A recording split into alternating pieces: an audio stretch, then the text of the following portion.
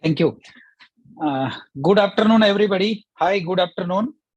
I am CS Rajesh Tarpara, Central Council member, hosting and moderating this webinar.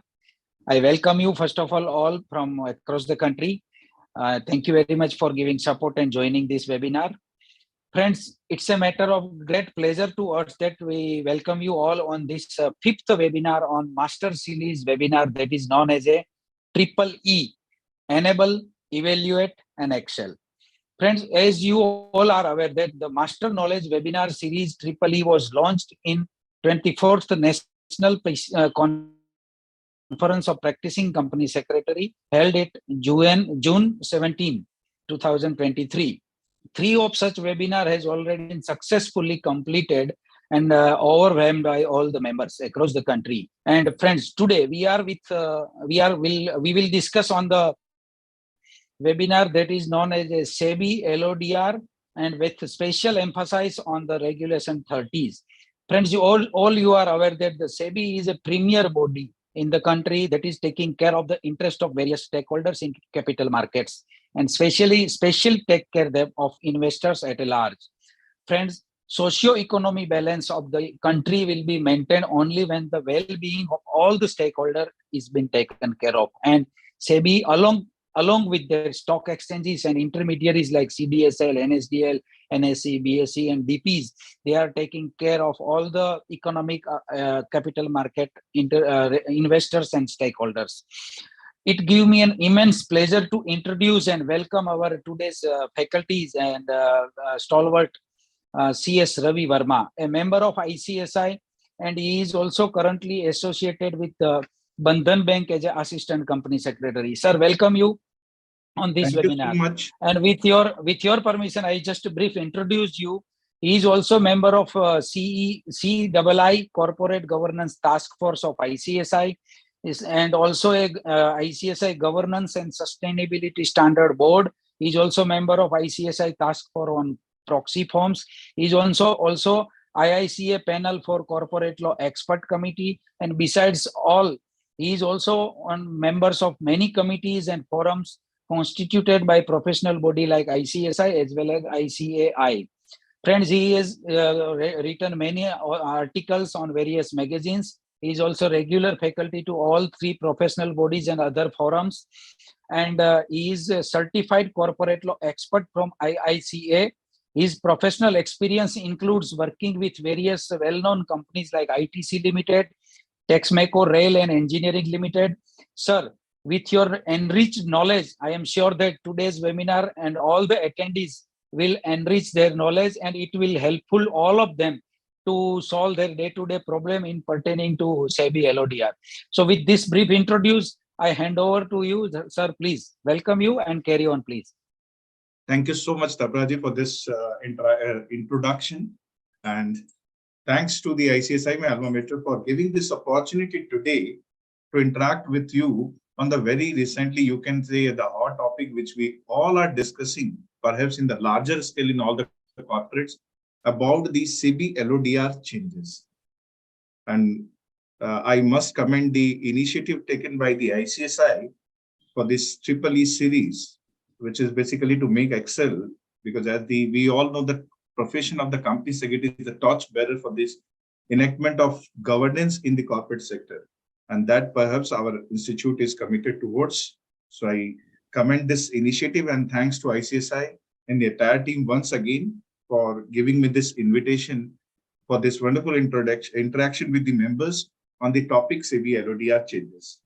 Now, as we all know that the topic, basically the SEBI LODR, when we talk about LODR, we all know its journey started from its nascent stage like a listing agreement, and all the way turning into a basket of regulations covering whether NCD, the convertible securities, the preference shares which are listed, the private debt listed entities, the specified securities, covering all this under its ambit. And with the 103 regulation, likewise like that, it will be very easy to interpret it. It is a kind of a booklet, but with so many changes coming to the LODR, read with the circular issued by the SEBI from time to time, made our job more challenging one to have this enactment implemented in the corporates. Because when we talk about the changes, it's good that the changes are all welcome, because we all know that in the introduction speech, it was said that socio-economic balance, that the SEBI know very well that securities market plays a vital role as a pillar of the Indian economy. Now, in order to have this economy and its fruitful benefits to all the corporates and the individual in particular, its proper segregation is required, and which is only achievable when the market is transparent and the corporates are giving due recognitions to the investors. The investors are fully informed. It enables them to take timely decision. The movement of scripts are in a balanced way, not showing the generally we all know that the market sentiments and perception at times fluctuate the markets like anything. So perhaps the regulator knows very well that all these anomaly needs to be addressed. And gradually over a period of time, with the involvement of changes, they are trying to do so. Now, this amendment, which has come on the 14th June 2023, that notification, the moment it got notified, thereafter, a time period of 30 days was given, and trust me, these 30 days were like all we were discussing about how these changes will be implemented. Because the changes includes a wider range. The one of the key changes is the regulation 30, which deals with the disclosure. Now, SEBI knows in particular that it is a disclosure-based regime where we need to focus more towards transparency. We need to make sure that the real-time basis informations are passed on to the investors to enable them to take a concretive decision. Recognize all these need. I hope my presentation is visible now. So recognizing this need,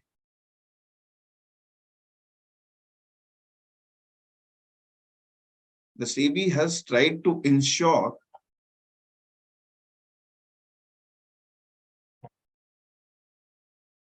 that there must be certain regulations, there must be changes to the regulation that are required from time to time. And considering all this, they have brought up changes mainly to the regulation 30, beside making the changes to the other regulations as well.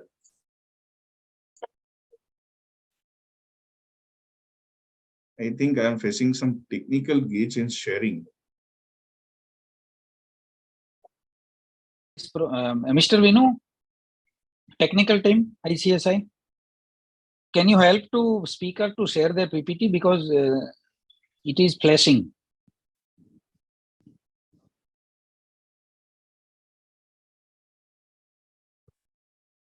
Yeah, I'm trying to share that. Just a minute. Yeah.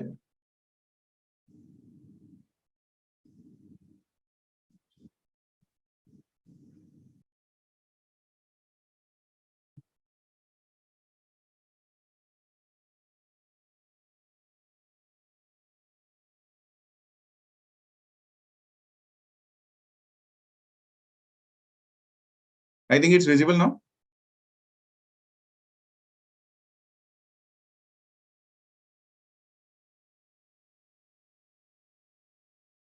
Yeah. So now, as we were talking about technical glitches are all okay, because we know that we are doing the so much of implementation of regulation. There also we are facing so many of glitches.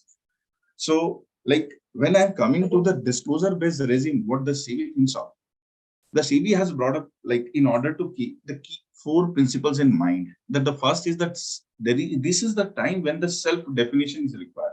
That means more and more means disclosure on a suo motu basis from the corporates, bringing a high level of transparency, as well as at the same time making the officers and the KMPs the accountable for the authentic information. And that's why if you see the regulation 3011, which got notified, like where the companies are now mandated to certify, clarify, deny, or affirm the rumors, is basically to make them more accountable. Similarly, in the materiality policy, which we will be discussing down the line, the one of the key principle is authorization to the KMP and assisting the relevant employees is with this intent only, making them more and more accountable. So there was a consultation paper coming out in the month of November, and thereafter there were public comments. This consultative paper was basically on the report of the PMSC, the Primary Market Advisory Committee, and the SEBI finally, based on the comments from the public, accepting, diluting some of the proposed changes. In fact, there are certain things which got changed while SEBI approving the decision. So these acceptance of changes were also commendable from the SEBI part.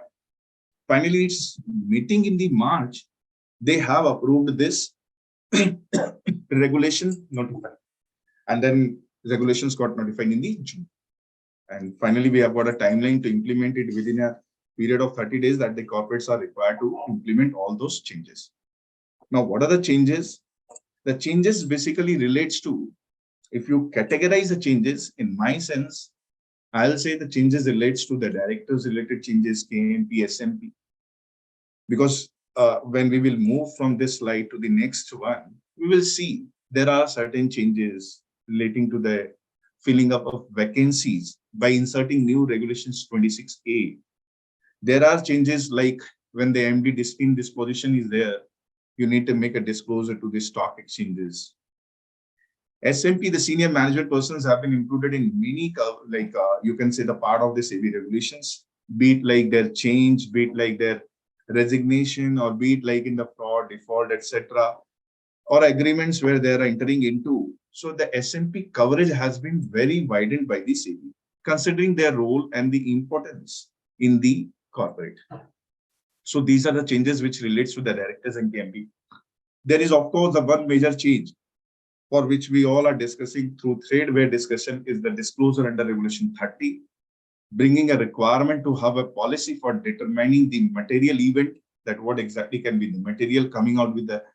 So far, we were on the presumption. There were the part A, part B, but then part B was purely on the assumptions by the board to consider material.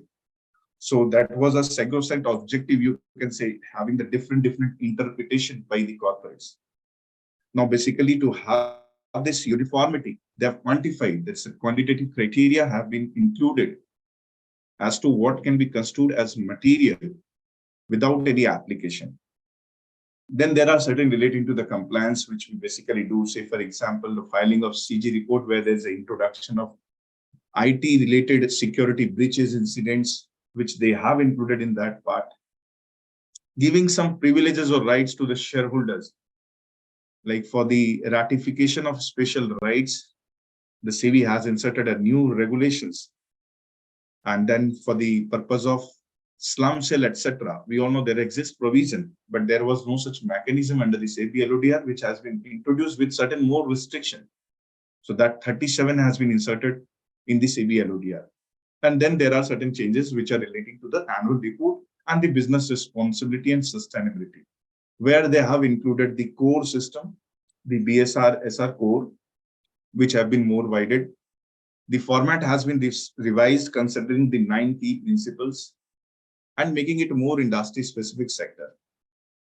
And then certainly relating that disclosure which will be required in the annual report from the upcoming financial year. So these are the changes which we'll be discussing. And before that, we all know that the importance of transparency and the disclosure. So disclosure is not that Regulation 30 governs only, because if you read, the SEBI has taken from time to time the AO orders, and the SAT has imposed penalty, whether it's a Regulation 30. If it's a Regulation 30, you will notice one thing, that the Regulation 4 always comes into the picture, which deals with the board's responsibility. The board is required under Regulation 4(1) that whatever the informations are shared are not misleading one in the market. They are also required to ensure that adequate and timely informations are available in the market, because they are required to affirm, they are required to make sure that the investors do not get percolated within the wrong information. So the making the information accurate, adequate, timely is the responsibility of the board. They are also responsible that there should be proper channel for dissemination of this information. And as well as if you read the sub-regulation H of Regulation 4(1), it says very clearly that the listed entities, while making disclosure, are required to follow both in the letter and spirit. So that means I don't think that there is another word after this, because the letter and the spirit itself is complete sentence to make the board accountable for every disclosure. And then we have seen many cases where disclosures, inadequate, delayed disclosures are all like that you have not disclosed. Because if you look at the SEBI's perspective, if you consider the stakeholders' interest in the company, any disclosure which is not on time for them, which is not on time, any disclosure which has not been made deliberately are like a non-disclosure for them. And the SEBI has imposed a strict penalty from time to time. 23A of SCRA Act, because in the SEBI SOP, which the SEBI has come out 22nd Jan 2020, there are quantified penalty for various regulations. However, for Regulation 30, it comes under the gambit of 23A of SCRA, where there a penalty can exceed up to an amount of ₹1 crore.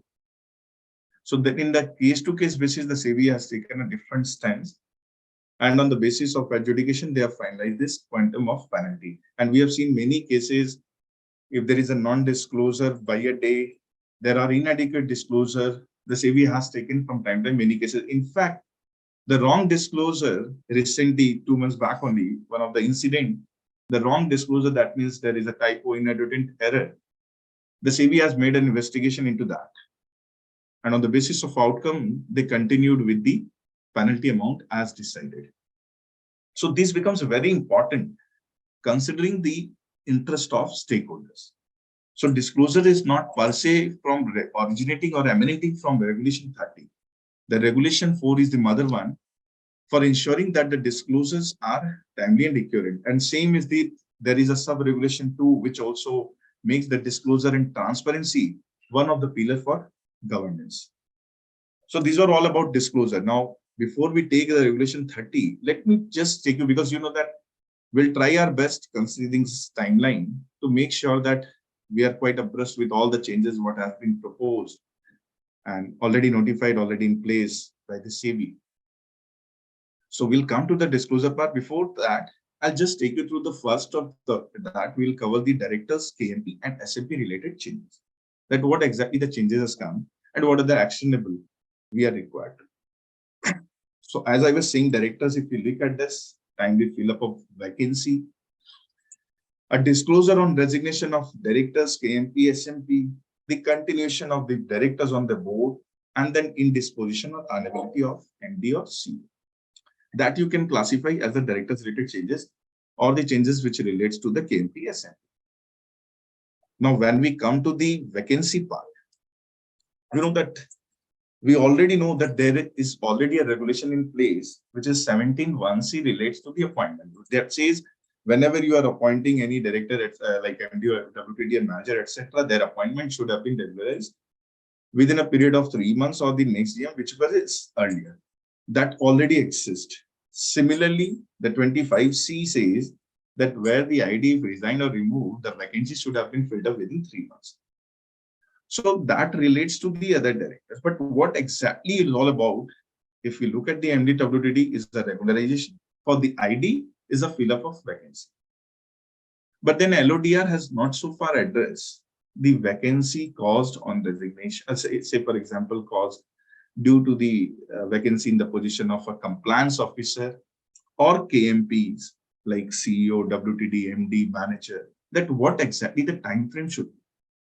Now, the other way to look at this is that we have the provisions under the Companies Act 2013. If you look at 203 Companies Act 2013, then that says that any such vacancy should have been filled within a period of 6 months. Considering the role of them, the KMP and the compliance officer, especially per se when at the listed companies where the investment participation is at a large scale, it requires their responsibility more serious, and it requires a proper fill-up of vacancy in a due time. And SEBI have observed that in many cases, there are cases like the penalty has been imposed for non-appointment of compliance officer, for non-appointment of, you can say, MD, because that also requires by way of like your Regulation 17 read with the Section 203 that they have not appointed. So these kind of a vacancy once called, the company's actions have been delayed as far as recruiting them is concerned. And to address this, the SEBI has make sure that Regulation 6(1)(a) and Regulation 26(a). 6(1)(a) is all about compliance officer, 26(a) is a certain KMP. So they are saying that the compliance officer position should have been filled within a period of 3 months from the date of vacancy. And whereas the 26(a), which relates to the CEO or MD, whole-time director manager, that also covers the CFO, that should have been filled up by the period of 3 months. So technically, you have to fill from the date of vacancy. So say, for example, like if somebody has resigned, then yes, from that date of effective resignation, the 3 months period will start. So technically, there will be some notice period will be there 2 or 3 months, depending on the corporates. And then this 3 months will start. So maybe it will be 5 months or 6 months, indirectly it will come. So, but to have this is that filling in the regular time. That comes the essence. The interesting fact here is that it has to be read with the 17(1)(e), which has again been newly inserted, saying that the director's vacancy means other than the ID, because they know that the ID has already been safeguarded by the provision 25(6)(e)(6). So they are saying other than the ID, their vacancy should have also been filled by the period of 3 months if there is a vacancy and there is a no proper constitution. Like say, for example, Regulation 17, composition of board of directors, if compromised, then their vacancy should have been filled up. But if that is okay, then there is absolutely no requirement to have such vacancy filled up as far as these directors are concerned. And they are more particular in case of directors, they are saying where there is a tenure is predetermined and that tenure is coming to expire, then make sure that for that, the immediate vacancy should have been filled up before the date of vacation. So that means there you will not have a privilege of 3 months. Is the same situation if you correlate with the independent directors as of now. Like when they say if resign or remove, but say for example, if independent director's tenure comes to an end, you have to make sure that this independent director has been replaced by the another one if proper composition is not there. So similar provision has been brought for the directors. If the composition is compromised and their tenure is coming to expire due to fulfillment or due to completion of their tenure, then this 3 months relaxation will not be there. So that these are the changes as far as the vacancies are concerned. Similarly, they have introduced the provision relating to the resignations of directors, KMP and SMP. Now, interesting fact here is to know that when SEBI has come out with this consultation paper, then this resignation comes into effect was not there. In fact, it was from the date of resignation. So bringing it more like you can say ambiguity that if say, for example, one resign, there is always a possibility that negotiation will go on. Might be the resignation has been withdrawn, etc. To finally address this, the regulations has come into the picture so as to give a clarity that disclosure of such a resignation if the KMP, senior management compliance officer, director resign, then along with their letter of resignation, the detailed reason, whatever they provide, will be given within 7 days. We all know that there is already a para 7A, para 7B. Para 7 it deals with the auditor's resignation, which has to be intimated within 24 hours. 7B is the ID, where you need to give the details another within 7 days. Similar provision has been brought for all now, whether it's a director, other than ID, KMP, senior management compliance officer. The key issue is there. Here, even the company secretary will be considered. Might be in the fill-up of vacancy, since because the compliance officer they have maintained, so they have not mentioned about the vacancy caused by the company secretary. If there is a situation where the company secretary is not a compliance officer, might be the company has opted so, nominating someone compliance officer for the purpose of LODR. But here, in case of resignation, company secretary resignation is also included. So covering all this, and KMP definition is very clear under the LODR as well. 210 very clearly says that the KMP means 251, the Companies Act 2013, what defines the KMP. So that also is included. The thing is that here you need to bear in mind that senior management is also considered. So you have to percolate with your personal team, the HR team, to handle that such kind of a resignations should also be intimated in due course of a time when it's a resignation of senior management is also considered. So now you see that the time has come when the role of professional like CS has to be democratized throughout the corporate. Like it has to be dealt with the various channels and whereby the company secretary has become a nodal point or key point for coordinating all these informations and making sure that the compliance has been properly complied with under the SEBI, LODR and the other regulations as well. Next comes in their change in position because the SEBI was not happy with that only that they mentioned sure that whether there is a change in KMP directors etc. is there, which was already existing. This para A 7 point already exists that wherever there is a change you need to intimate within 24 hours. That's a resignation etc. If there is a resignation or if it is an internal then within 12 hours. They have given the timeline also. But what they have included is a senior manager. And senior management as defined under the LODR as defined in your policy, whosoever has been considered as a senior management from your corporate side. So all these changes will be included here. And here as very clarified because we all were waiting for the continuous disclosure circular, CDR, the continuous disclosure requirement circular, which has come out already few days back only on the 13th July 2023, making it very clear that what exactly can be changed in directors KMP, SMP position, like including reappointment, including their redesignation as well. So those changes will also need to be intimated to the stock exchanges in time. Since this part I'm showing, I would also highlight one point which you can see on the screen. See if there is a senior management, their changes and the details now will also make a part of the annual report from the upcoming financial year because most of the listed entities would have been finalized their annual report. So it can be covered from the next year onwards, showing their details. Because what the view of this committee was that since we are including the KFP details, directors details, in fact, we show the management team, which includes more or less of the senior management person. So why not a disclosure, particular disclosure, including the changes to bring more transparency? That should also form a part of the annual report, and that has been also included in that. So this will also be forming a part of the disclosure from the annual report from the upcoming years onwards. Now these those were the changes when we're discussing about SEBI coming out with the filling up vacancies, more concerned with their resignation, more concerned with their change in designations, etc.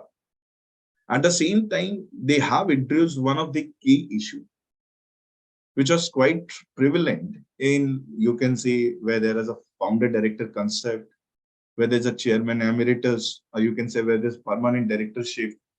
By way of articles of association, they are authorizing themselves.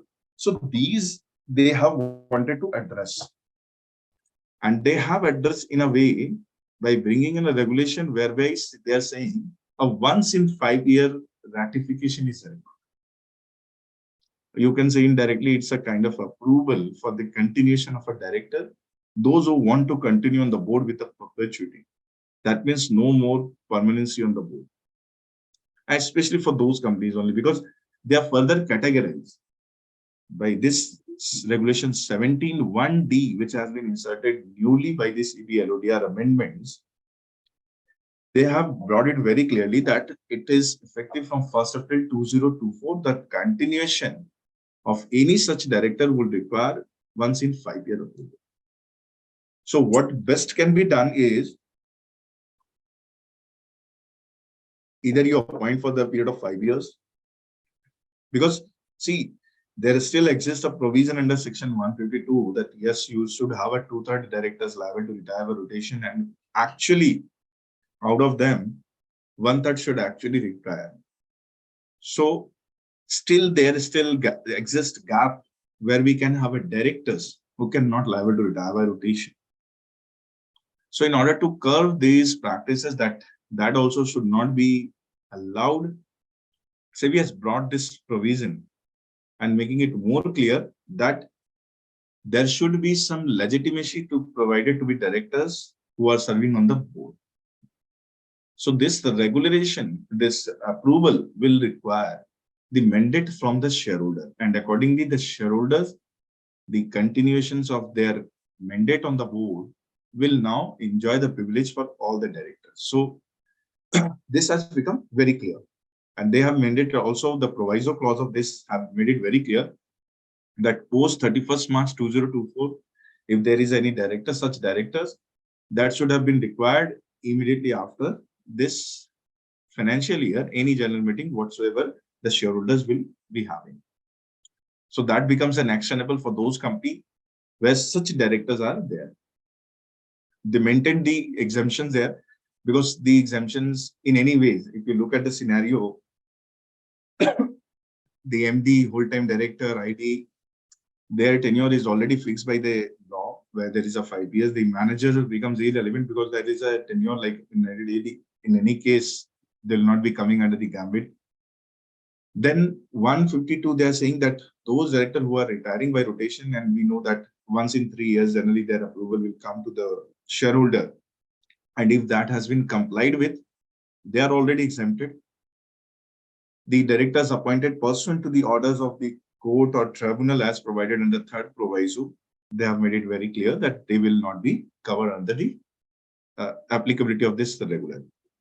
Another carve out in this regulation is that the nominee director of GOI, other than the public sector company, that the government of India, financial sector regulator, like where the IDI or RBI, they have appointed regulated financial institution pursuant to their lending agreement, or the debenture trustee if they require pursuant to the subscription agreement. So they will not be covered under this gambit. So they have been carved out. SEBI maintained the same that they should not be forming a part of the requirement, which requires once in 5 years. So it's for the other directors that is required under the SEBI LODR. Now, since I'm mentioning that's in between, I'm bringing or like this, I have kept it here deliberately, the regulation 30 item, but since it relates to the directors, this is the appropriate time to discuss the changes on the MD or CEO in this position also. So SEBI has left no room untouched while bringing up changes to this LODR. They have also made sure that in some cases where there has been like in the past, they have noticed few incidents also where there is an indisposition of MD or CEO coming as a one of the ground or inability of them. So they made sure that there also, if they are indisposed of for a period of continuous period of 45 days in any rolling days of 90. Now 90 days is any rolling day, so that means from any day you can count 90. It's not fixed like your quarterly wise, etc. No fixed date. It's just a period of rolling days. And it doesn't talk about that where there is an indisposition or inability, you have to take a resignation on record. You have to make them removal, nothing like that. Only the disclosure will be required, that too with the reason. And that the time period is 12 hours will come to the time period because the SEBI has given not only the, you can say the segregation of information, but also given us the timeline to make all the disclosure to the stock exchanges. So this has a timeline of 12 hours, and whenever such incidences are there, you need to report to the stock exchanges along with the reason, specifying that what can be the reason. And that too, there is a certain ambiguity which SEBI should bring out more clear, maybe in the upcoming days with some precedents or some judgments will be more clear on that, because the regulation reads like that where they are not able to fulfill the requirement or they're not able to fulfill their role in a regular manner. So what can be construed as a regular manner if they're on a leave and then they're just making themselves remotely accessible? Can that be construed as not a regular manner? If they are on a, like say, for example, a continuous leave, they have taken more than 45 days for certain reason, for certain illness. However, in between for certain exigency, they are making themselves available. Can that be considered that not regular? Yes, of course, to our like basically one school of thought, I will say the view emerges is that when they are not able to fulfill the role in a regular manner, like say, for example, a prolonged illness, etc., then that comes a disclosure that requires a disclosure, reading this parameter. So these were the so many, like so far we have discussed the changes relating to directors, because we have to be more careful while making them more responsible, fulfilling their vacancies, making them more accountable, like, because whenever they resign, making the investors informed that what was the reason for resignations of senior management, even continuation of directors, we put a stoppage that once in 5 years we will come to that notification, that in disposition of MD or CEO. And one more interesting changes was to that filling of vacancy, that they've inserted a proviso clause there saying that wherever you are fulfilling the vacancies, it should have been fulfilled in a compliance with the law, and interim vacancies should not be fulfilled otherwise. So that means that line read out very clearly, simply saying that even if you are appointing someone, the person should have a necessary qualification if required, like for CEO compliance, company secretary should be there. And then with the full authority from the board, making them more accountable. It should not be like that in between interim you have filled up someone and then making a disclosure. So that comes to an end with the SEBI LODRs, the proposed changes. Now we come to the more, you can say, the per se, if you look at the entire regulation, the one key thing that emerges was that it was very clear that it is a disclosure, and it is probably the changes relates to regulation 30 only. That was coming to everyone's mind, because regulation 30 relates to disclosure, and it was more or less part A, part B reshuffling, some elements more introduced. The disclosure part was made more rigid, more time bound, to make sure the investors are informed on time. So all the way where we were seeing the picture like inadequate disclosure, misleading, delayed disclosures were there, SEBI has tried to tighten up this and making those disclosure more accurate, timely, and clear for everyone. And what they basically believe, we all know that this is like already exists under the law. It's not that something new. That is 30 Unsub Regulation 7. That's a quite interesting, because that says a disclosure should be there on any updates, and it should provide on a regular basis the developments. So that means till the time it is resolved, that means it's from commencement to conclusion. So it's a C to C journey. The moment it starts and the moment till where it ends. So that has come very clearly with those changes. What the SEBI has proposed, that the SEBI intent is very clear, that even if the informations or disclosure, maybe say for example, the same information might percolate in the market 5-6 times. SEBI says it's okay, as long as these informations are updated and shared with the investors on the timely basis, because it's not duplication. The regulator perhaps think that is just the more clarity and the updations you are providing. In actual essence also, if you look at the information, might be from our perspective, we can say that the disclosure is coming as a twice and thrice. Say, for example, certain item will be disclosed once the board approves, certain item will be disclosed once the shareholders approve. So it will look like that you are informing the same intimations again and again. But the essence is that to keep the investors updated, there might be 2-3 times the disclosure. That will not impact the market. The market will continue to benefit from the updation of the information. And even this comes out very clear from the SEBI recent circular, which has come out on the continuous disclosure requirement CDR only on July 13. Their annexure 3 says that, okay, when to inform and when not to, like what can be the stages of information disclosure. And that makes it very clear that it depends on the stage of negotiation, this advanced stage of decision that you have taken. So basis which it is the internal call of the company to disclose to the stock exchange. And once disclosed, it should be necessitated that these disclosures are updated on real-time basis from time to time. So one of the key major change that the SEBI has brought is to Regulation 30. Now, Regulation 30, to my sense, you know that on a lighter note, I'll say, when it comes very difficult to take a call, whether to consider this as a like Regulation 30 item or not, it is very easy to make it park and say that, yes, it appears so that it can be construed as a Regulation 30 item. Because that's perhaps the easiest way, the way now the Part A, Part B has been reshuffled. The number of new disclosure requirement which have been added, SMP, the more disclosure relating to SMP has come into the picture.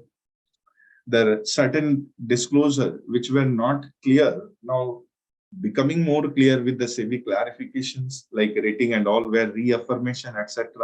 And the outlook, when the renewal are there, the outlook generally changes. So those disclosure of outlook, etc., made it very clear that you have to make a disclosure of almost, you can say, the most of the things. But then, as a good corporate citizen, it will require the test of application as well. So the test of materiality will be totally driven by the test of application. That what call you are taking and when you are disclosing. Because you know that once it is disclosed, then it becomes a material and it becomes a precedence for the company as well, except where certain cases properly documented or properly recorded, that okay, one of the exceptions which you think that as a disclosing as a non-material only, that's okay. While making such disclosure also, you need to be very careful that, because you know that when we write that pursuant to regulation 30, when disclose such a certain information, that becomes a part of it, because we are considering as one of the material. So why this test of materiality has been more clarified? Because SEBI has tried to eliminate the divergent interpretation which we were using so far. Because as of now, we all know that there is a generic policy on determination of material event. Now, basis on the generic this policy, what we decide there, part A and part B. And part B, where we used to see that where there is a significant market reaction or the discontinuation of any or alteration of any event, which is already made public. So if there's certain ambiguity, if there is a certain you can say market reaction which can be influenced by the disclosure, we used to give that disclosure purely on the basis of a, you can say, qualitative criteria and the wisdom, that the wisdom of board used to be applied for those. And the board under this regulation 30 has the power to delegate the determination of materiality of event. They can delegate the power to one or more of the KMP. So that was purely dependent on that. But with this, now the quantitative criteria which they have included, and popularly we all are calling as a 225. With this criteria, more or less they have tried to reduce the ambiguity, to avoid the basic divergent interpretation, that what can be construed as a material or what cannot be construed as a material. To certain extent, they have tried to reduce the gap by bringing on by having the threshold. So post this, what the structure emerges that regulation 30 will continue to have the segregation into criteria. One is the deemed material, that is part A, where irrespective of any threshold, etc., you need to do the absolute compliance. There is no question on that. That continue to be complied with.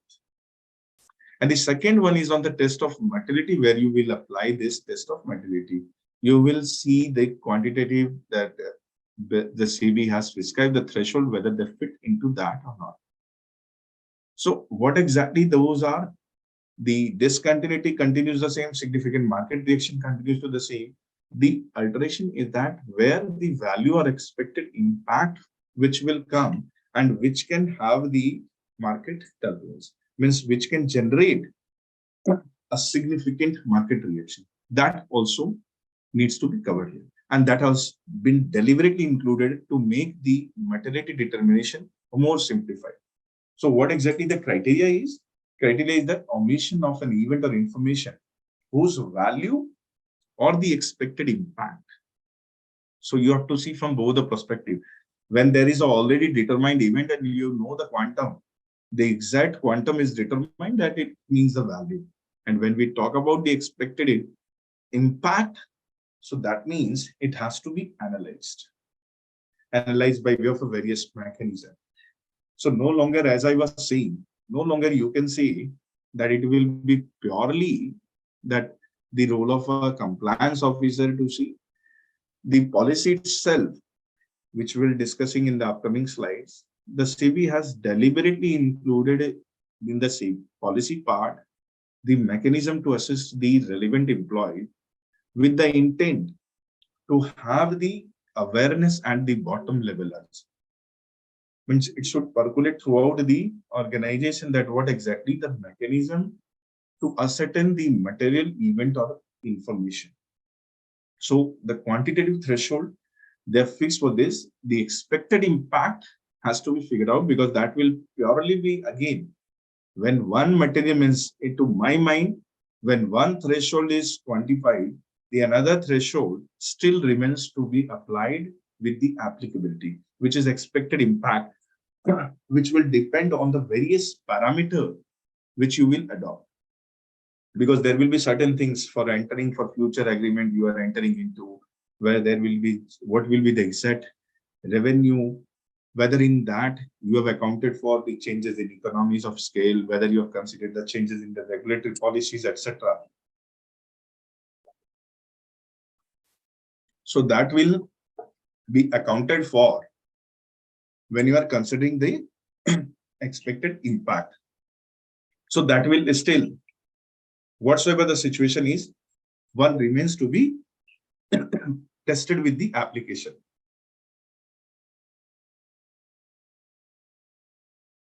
So now coming to the three part, the one is a 2% of turnover as per the audited consolidated. The another one is a 2% of net worth, where they are very clearly, where except in the case where the arithmetic value of the net worth is negative, and the last one is the 5% of the absolute value of the profit or loss. When the absolute value has also come out, it has left a lot of rooms for discussion. But then perhaps this circular, the Annexure 4 has made it very clear that when we are talking about the absolute value, the arithmetic modulus apply, and then the negative sign to be ignored. So that means even if the losses is there, you have to make it plus, plus, plus. So year 1, year 2, year 3. So all year 1 plus, year 1, 2, and the year 3 makes the total value, and then you find out the average, and of that 5% has to be spent on this. Now, when this amendment were in the discussion paper, there were a lot of public comments suggesting that the threshold should be kept higher. And if you look at the another structure also, which was a part of the consultant paper, whether it's a NYSI, whether it's a UK rules, they all quantify, or whether their rules generally prescribe a threshold of 5%. But this committee was having a view that based on the study they have done for the top 100 company, they found this your threshold to be rational, considering your market cap and considering the volumes of trades which are executed through the recognized stock exchanges in India.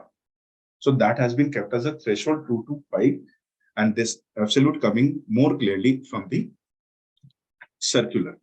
Now, beside this ABC, there still exists the another tool which I see is the regulation 30 sub-regulation 4, and then 1D, which my language will generally say that it's a Brahmast, which says very clearly that in case where the criteria as specified in A, B, C is not applicable, an event or information may be treated as material if in the opinion of the board, it is considered as material.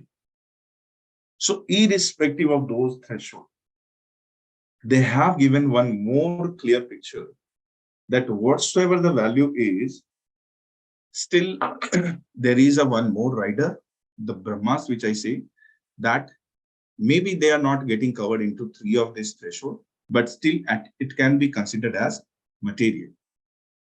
So apart from this ABC 2 to 5, bear in mind any decision by the board becomes material if they consider so.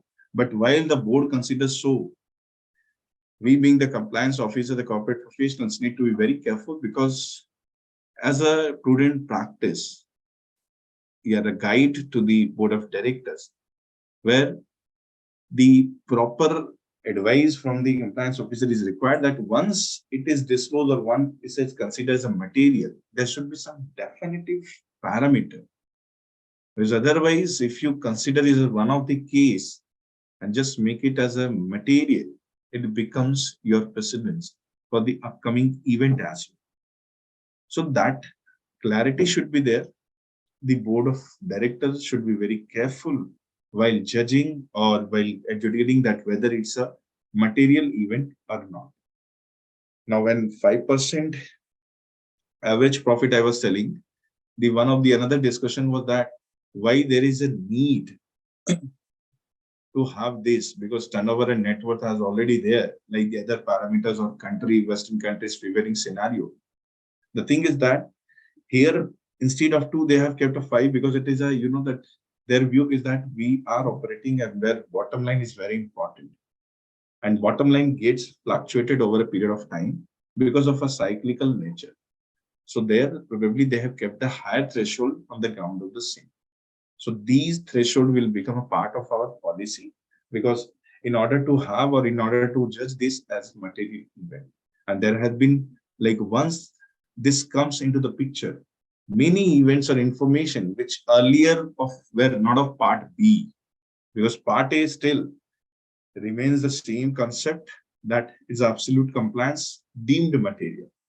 So there we all know that it is unless or until has been amended or certain new parameters have been inserted in a para A, it will not come as a material. But in para B, where there are many informations which has to be considered material based on the policy on determination of materiality of event, there will be a lot of changes with a new threshold coming into the picture.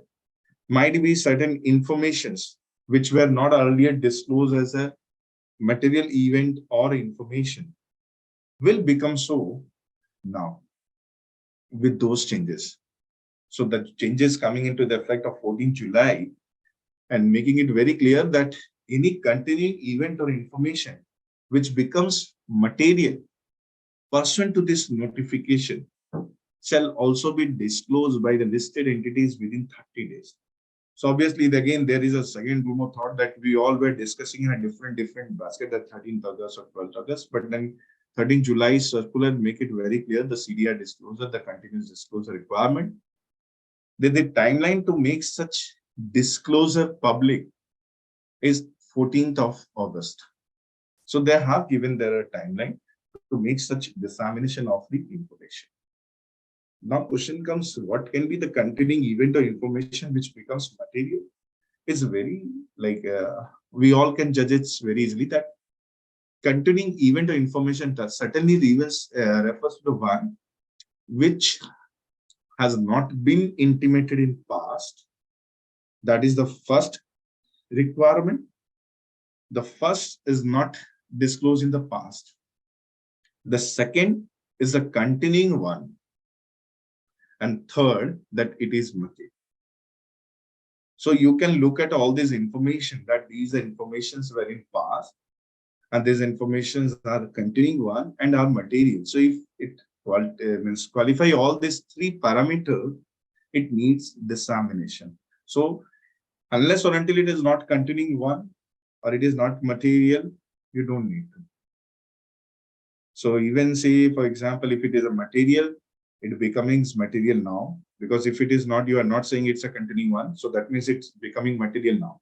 So in any which way, it requires a disclosure. And if your judgment is that the information is continued one, but it's not material.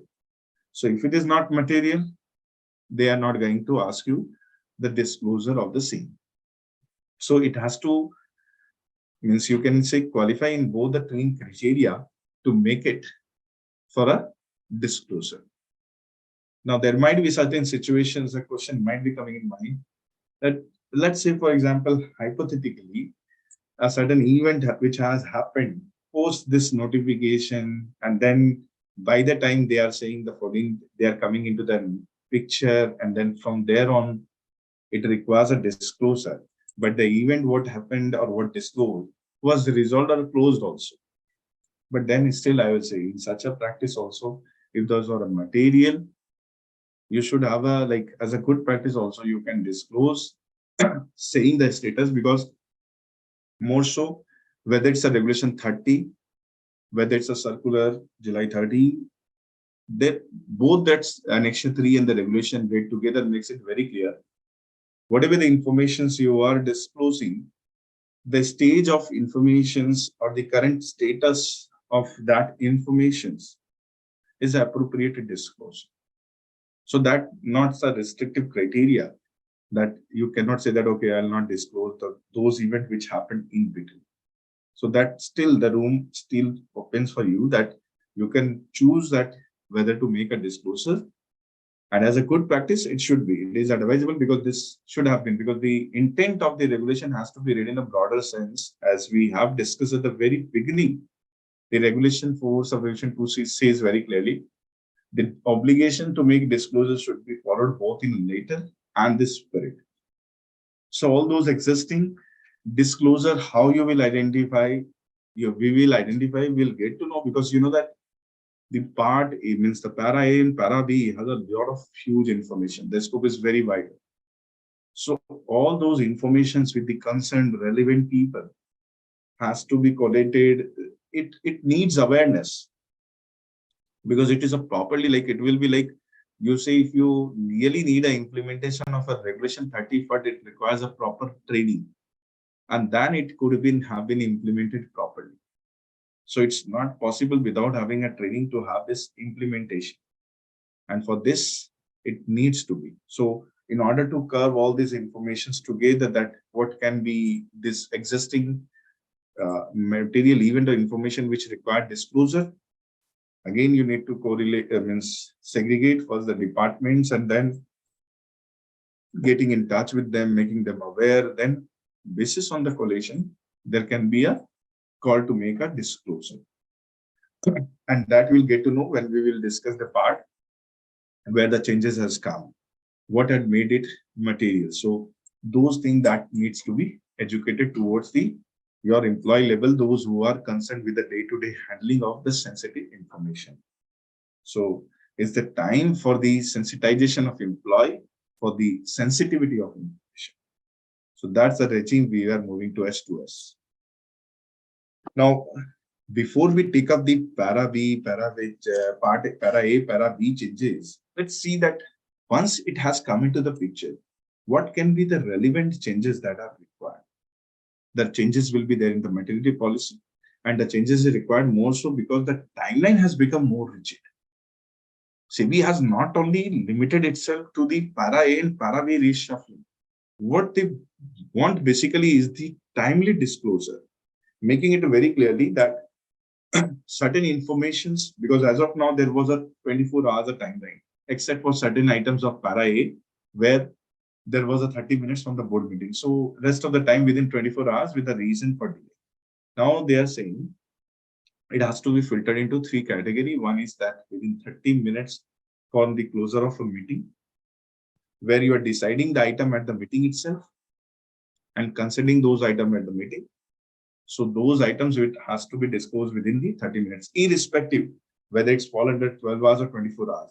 If you have discussed that matter and become material in the board meeting discussion, 30 minutes from the closure of board meeting. And you know that here it's a very clear board meeting. So if a decision is a committee meeting, etc., still we all have the privileges to take a liberal view that it's not a part of the board meeting. Essentially, that should also been disclosed, because the more so when the outcome of any meeting is there, it becomes informations for the public. But then, as of now, it's a 30 minutes from the date of closure of board meeting. Why I mentioned about the committee, because you know, in many cases where there will be promotion of senior management or induction, you know that the changes in the senior management, etc., there will be a decision of the NRC. So there was a thought process whether that would be one school of thought that, okay, it's all about board meetings, so it's not NRC. Second school of thought that still at the time is a good governance to make a disclosure. So as a good practice, yes, it should be disclosed because it is your decision taken already. There is, because you know that it has to be read with the regulation 36, means 30 sub regulation 6, which says very clearly the information shall first, the company, the listed entity shall first disclose to the stock exchange the information as soon as possible. So let's say let's not get into the part of 12 hours or 24 hours or 30 minutes. The first part itself is that as soon as possible. So that means it's already made available. It's already informed. The people are aware of it. So there is no longer need to keep it under the bucket and not to disclose it, because the information becomes material, and it's, if there is a requirement to apply the judgment of materiality, yes, you do apply, take your time. But yes, if it doesn't require, it itself takes the color of your material event or information, then without a second thought, you need to inform the stock exchange ASM. So there, like, though NRC meeting, etc., they will take a week, but the moment their outcome is there, they have decided, having so, it should be disclosed within 30 minutes from there on. Then there are certain events for which there is a 12 hours, then there are certain events for which there is a timeline of 24 hours. 12 hours, they are saying if the information is emanating within the listed company, that means if it is within the listed entity, like say, for example, closure of operations, the listed company is aware, whether there is a completion of tenure of any director, SMP, they see the company is aware. But if it is outside the organization, then 24 hours. So that has been segregated well by the SEBI, and it's 12 hours, 24 hours, etc., not working hours. The reason being, that while public comments, there were many observations. They have supported the timing as a 12 working hours, 24 working hours. On the other hand, the regulator, perhaps the regulator was of view that the moment they make it working, they were saying it will become more than 2 days or more than 1 day in many cases. Like if they say 12 working hours, probably if it's a fifth day, the Friday, the Saturday, Sunday being off, the Monday will be, by the time the market will come in the news will come in the market, the news will of no relevance because it would have already fluctuated or affected the market reaction. So in a digital era, the counter view of the committee was that, considering the digital growth, where we say that we can do the things in a snap of seconds, etc., they were very clear to not to reduce the further timeline and keep it as a 12 hours and 24 hours and 30 minutes timeline for the timing. So that timeline has been introduced. So that timeline has become more crucial because that at times it might happen. You have to keep a watch, and more so, NSE has very come out very clearly that while making a disclosure, you have to give the time that when exactly, and when you are making to the stock exchange, that means NSE, BSE, that when exactly the event has occurred and when you have disclosed. So it will be very essential for you to have a very, means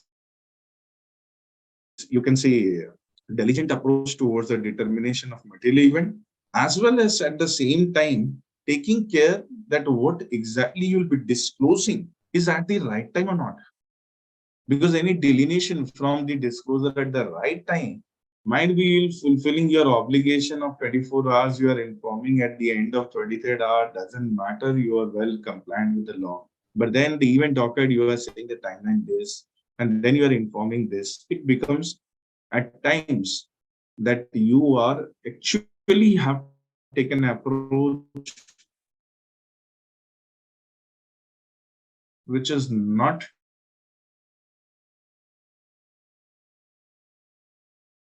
true in the sense of, but that this has become a challenge and you should not dilute this requirement in any case. So these are the changes, like first the regulation 30, then second the existing material changes, and third the timeline introduction. So what are the key takeaways? Beside having all these, the one of the rider under 34 is that they have mentioned under SEBI LODR is that you should not dilute the requirement as prescribed under the SEBI LODR. Now, when the policy, while policy you are determining, and that the policy should not dilute the requirement for determination of materiality, that means, very clearly, they are particularly more clear. If you read the report also, Here they are not saying on the other things.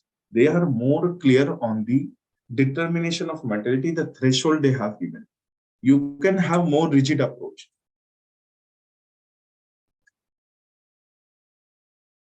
The more rigid approach in the eyes of law is always welcome.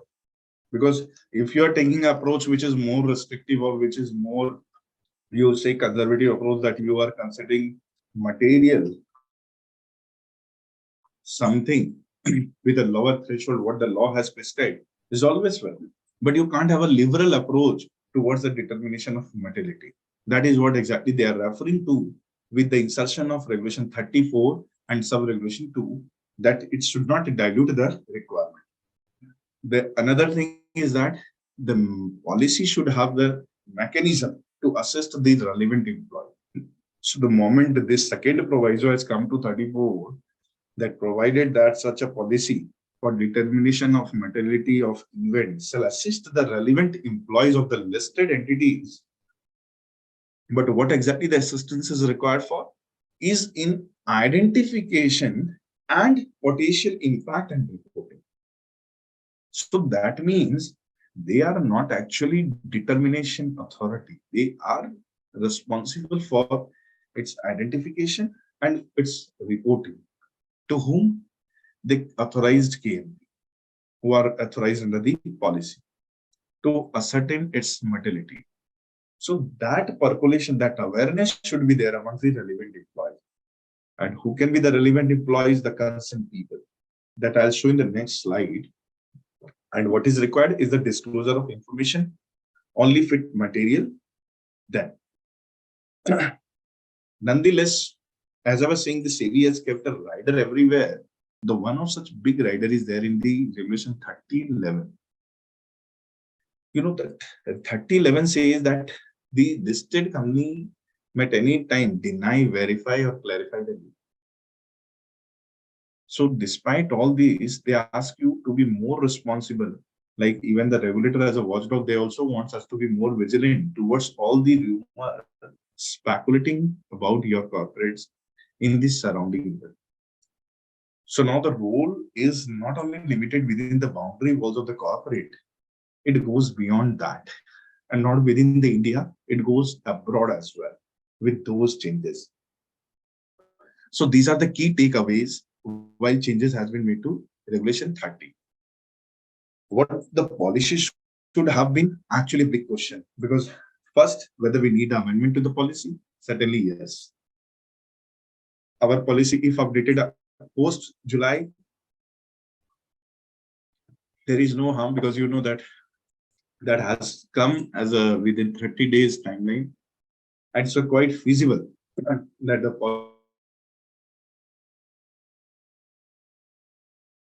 policy amendment is required. The policy determination, the policy for determination of materiality needs to be judged properly. It's a proper evaluation is required. So that may take time. That's a quite absolute, but it can be taken at a later stage also. But it requires the revision, because if we write that any subsequent amendments, etc., to the policy shall automatically override this policy provision, that's clearly okay, because that as far as the disclosure is concerned. But with the Regulation 34 coming into the picture, saying that the policy should let down a mechanism where the relevant employees should be provided assistance, that makes it very clear that that should emanate from the policy itself.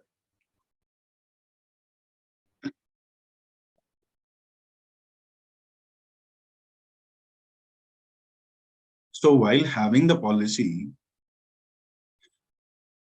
though nonetheless the para A, para B, we will include the same with the updation and changes. But what exactly will be required is the identification of the relevant employees in our corporates, that who can be construed as such, like who will have access, who will be having the informations, who will be able to judge the informations and their impact as well. So that identification is required. Probably it will be like you can consider as a DP. Considering DP will be too much because in a large scale of organization, the DP numbers runs into triple digit or 4 digits. It will be requiring to ascertain whether who will be next to the departmental heads, etc. Then process how it will be handled. Because you know that at times, whosoever gets across the information, if all the informations are put across one table for discussion as on a determination of materiality, perhaps would not suffice the enough timeline to make a disclosure within 12 hours or 24 hours. So that will also need the employees sensitizations on how you will handle and pass it on, making the departmental heads, the units head, the divisional heads more responsible and accountable towards handling of such information. In such cases where there is a no determination, there should be a mechanism of escalation as well. Because you know, might be you are correct from your perspective that they will be able to judge the impact and then their qualification as material, but then they are only responsible for identifying the potential material event and reporting. So in case they are not able to judge, they are not able to apply their wisdom, there should be a mechanism of escalation so that the authorized KMP can take a final call. Because any leakage or any gap may construed as a violation, leading the company to end up with the payment of penalties. So there should be a mechanism that how the KMP should be authorized and how it will be disseminated to the stock exchanges. That more relates to the quicker flow of information. That means the SEBI wants that basically the information, instead of circulating within the company, that should come out very clearly to the investors on real time. Plus, at the same time, when in a journal parlance, any other employee would have access to such information. So making it more clear that this should be a policy. Now, when we talk about the material event, one thing that we need to bear in mind. Recently, the SEBI has proposed in the, again, a revision in the PIT regulation. OPSI, at one point of time, they removed the material event as defined under the LODR. Now, with another concept thought process, they are again bringing in within its gambit, considering these informations as OPSI, the material event under Regulation 30. Time will tell us, because you know that the way it is as of now, the Regulation 30 has become so vast. It would need a proper address. The PIT properly would need a thorough mechanism on the trading window, on the accessibility of information by the DP, on sharing of information. So we don't know either as of now whether it will be selective approach will be adopted considering the changes, or it will be a wider one. But that changes will go there also. But that relates to the PIT, not as far as the LODR is concerned today, what we are discussing. So in LODR, if the regulation 30, when we are talking about it, you have to have a policy in place with the proper determination of material events threshold defined in your policy. It should not dilute. You can have more restrictive approach, that is always welcome. Then there should be a flow of mechanism that how you will assist the relevant employees. Obviously, there can be internal guidelines, internal SOPs, etc. There is no bar on that. The policy should have at least a clear mechanism. The internal SOP in detail can docket minute things. That's absolutely okay. But then even the rest of the parts should be part of a policy. I mean, SOP should be referred in the policy when we are talking about the SOP, the internal guidelines, or annexure, whatever you name it, for the purpose of sake of making your journal employees aware of the information. So that responsibility again comes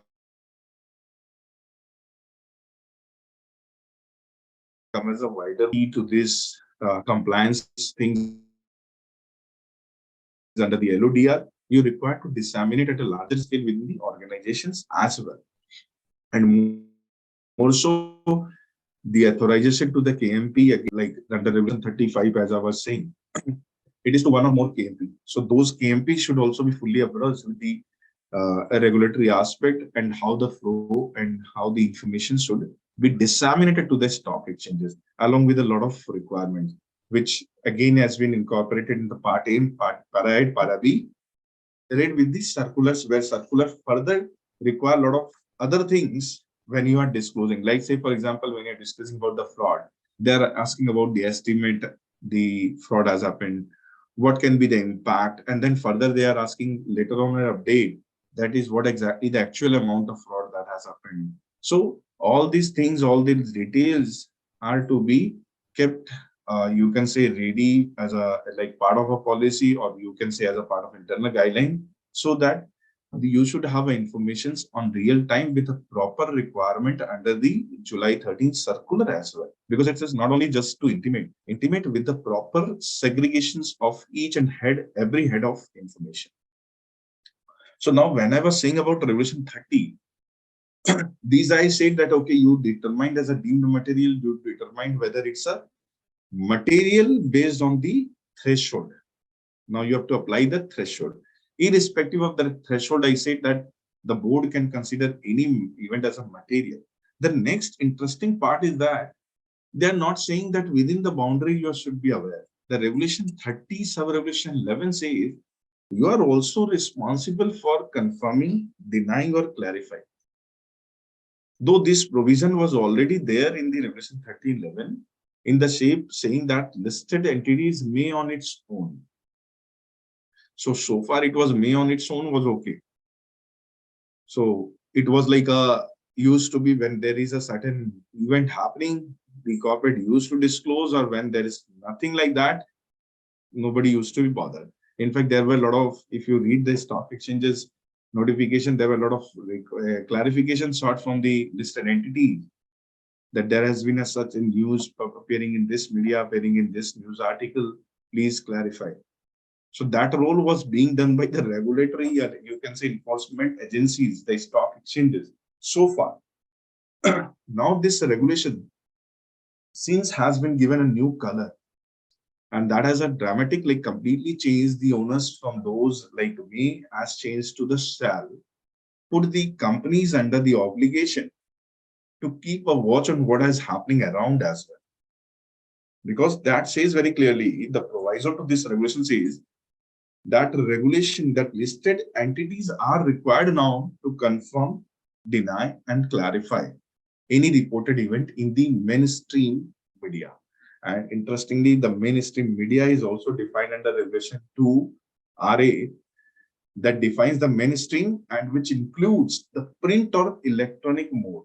So SEBI kept in mind that considering the digital media, the TV or television media should also be covered. So it's whether print or electronic.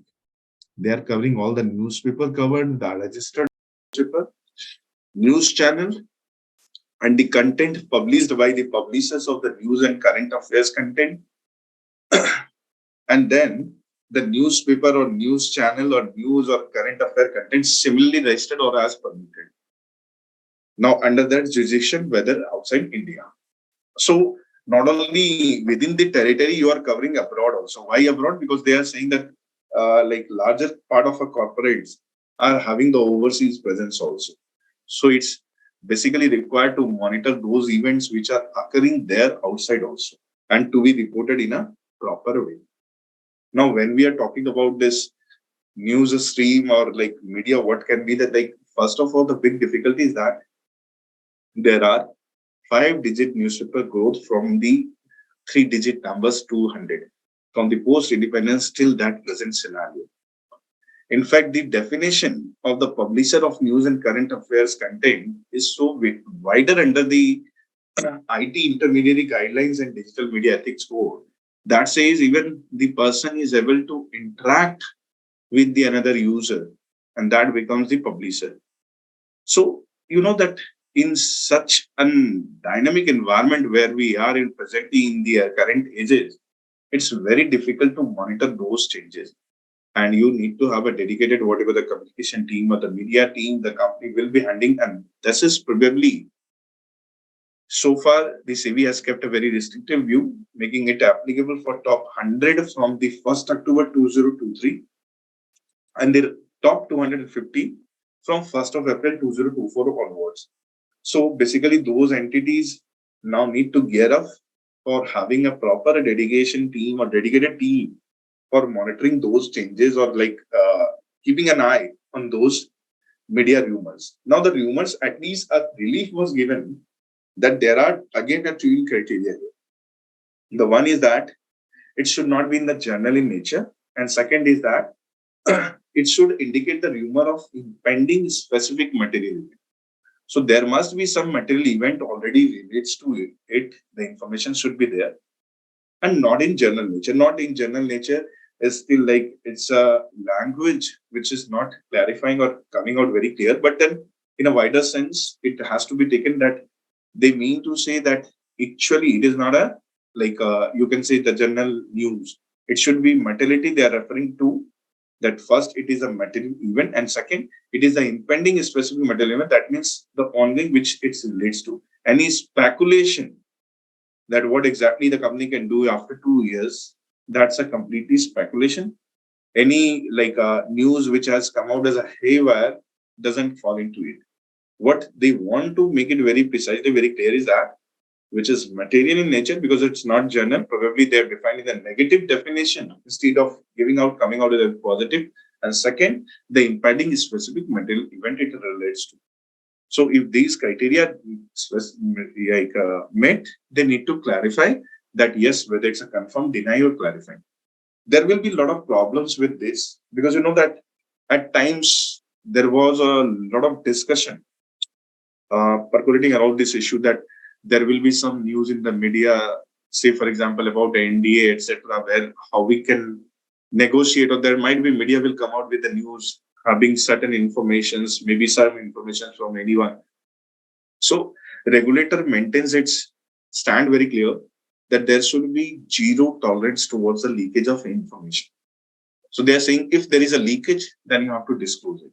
You might disclose the stage of information, but still, what I think personally that there will be requirement of more clarity on this, because the kind of transactions where certain disclosures are not required at the right time should be avoided, because that might affect your ongoing negotiation, that might affect your ongoing transactions, especially when you are in the nascent stage of deal. Though the regulator is saying very clear that the nascent stage should be disclosed, but it seems to be very difficult. But considering this regulatory framework and considering this regulation coming out very clear, 30 sub regulation 11, it reads out very clearly whatsoever nature it is, we are required to make a disclosures of those, and we are required to make a confirmations or denial or clarifications on those events whatsoever has taken place in the market. So that it, I think probably with the timeline, or probably with the more and more clarity or the judgments, it will become more clear that what should be the limitations while we are confirming, denying, or clarifying any news or event. But there should be some test parameters which the SEBI should have come out. So we have discussed this, one of the essential of 3011, apart from the apart from the regulation 13. Now comes the time when there is a list like para A and para B have been rolled out in many phases. What can be the new, what can be the modification? So considering the time paucity also, I'll try best to emphasize more on those points which are really need a discussion, and the relevant other points we can just have a look at it. Like one of the relevant changes made to the part A information is that announcement or communication which is being made through social media intermediaries by the directors, promoters, KMPs, or senior management, if they are making any such intimation and which is material and not already available in the public. So I don't see any problem here, because that will be required to be, again, the timeline has to be like, bear in mind that when such informations are coming into the market, we should inform everyone, because this information is not as generally available in the market. You have to make a disclosure. You have to make it clear that yes, so and so information was communicated and what is the stage of that information. Timeline for is 24 hours, because this is news not emanating within the entity. So that's very clear that 24 is coming out very. But it is only two things to be bear in mind, because there are many two in this changes. Wherever there are twin criteria, para A, para B, two paras are there. Two criteria are there. So here also two criteria. One of the criteria is that it should have been material. The second criteria, not already made available. So say, for example, if I have already disclosed an information and relating to that, that information has come out, or that same announcement has been made by the one of the person, that is absolutely okay. But if there is add-on, alteration, please bear in mind that has to be again notified, because they are saying which is not already available in the public. So alteration of information was not, whatever the information you have altered was not available. So is the better part is that by way of a code of fair disclosure, the policy which already makes a part of under the BIT regulations, we should be very careful that there should be a proper, like a proper, you can say, awareness sessions or proper discussion interaction, directors, SMP, KMP, and the senior management, that while their induction also they can sign the kit, etc., that they should not be a part of such communication announcement unless or until there is a clearance. There can be a single nodal points for those clearance on the, we all know that already there is a chief investor relation officer, so we can delegate those responsibility to CIRO, that there should be the same, that unless or until a clarity is there or unless a clearance is there, there should be no disclosure, because that will make the company easy to monitor such transactions or happening of such transaction announcement. Otherwise, it will like very difficult to keep a tab on the, like already we have discussed 3011, which says the confirm, denial, or your clarification on the rumor. Now this is coming in the social media intermediaries. Again, social media is, if you go to the guidelines, it says the online interaction tool which is used for the social media interaction. So it's very difficult to keep a tab on all this. Now you need to have the robust mechanism as to how this informations can be protected, or how you can keep a tab on a time basis that these informations, if disclosed, then whether the company is under obligation to make a disclosure at the same time or not. The second insertion in the part means this part A, you read as a para A only, that we are segregated in two parts. The insertion is that action initiated or order passed. See, when the consultation paper was released, this was given with the action taken, action initiated, or order passed. But then later on the public comment, at least the committee has considered the view and the action taken has been segregated into another point, which is point number 20. This has become a point number 19 of para. That says very clearly that action initiated or order passed by regulatory, statutory enforcement authority or judicial body, and in relation to entities where there is a search or seizure or reopening or investigation, it has to be disclosed, because again, the timeline, it is not emanating within the listed, it has to be disclosed within the 24 hours. Why? Because the view is that search or seizure, opening of accounts, reopening of accounts, investigation once initiated, there is no requirement of whether the action has been taken or not. Because we don't need to check whether the information, whether the action has been taken, or whether if there is an outcome of adjudicating body or not, whether they have come out with a final decision or not. Because this information, like search or seizure, if conducted, the outcome is irrelevant. Reopening outcome is irrelevant. Investigation is like once it is initiated, the outcome is irrelevant. So these informations are becoming a deemed material itself. So without applying the test of absolute compliance, without applying the test of materiality, consider it as absolute compliance and make a disclosure that whatever the action initiated or order passed, as far as the information pertains to these three. The segregation is that they are saying action taken. Because the word initiation can be like, agar if, say, for example, if initiation would have been here also, relating to imposition of fine, settlement of proceeding, disqualification, debarment, closure, sanction imposed, then it would have been a too wider. because the action initiation is totally unnecessary and will require unnecessary unwarranted disclosure at times. So for initiation, they have kept it to those three criteria. The action taken are in respect of suspension, imposition of fine, settlement of proceedings, debarment, disqualification, closure of operations, etc. And you know that here the one thing again, this relates to the listed entity, but again it needs a further review, maybe again with the more disclosure-based regime, because at times it looks like that is good from the perspective of the investor, but then when we are talking about the disclosure of fine or penalty, there should be certain threshold, there should be certain determination, because otherwise it becomes very difficult to make a disclosure of such, like there are many views. Say for example, if a warning letter has been issued, then whether this needs to be disclosure or not, the stock exchanges can issue the warning letter in many times when there are certain non-compliances or certain inadequate information have been provided while making your compliance.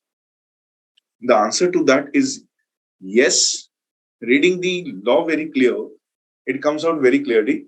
Reading this regulation, this is point number 20, it makes it very clear that whatever, say for example, warning or caution you have received, the outcome is a secondary part here.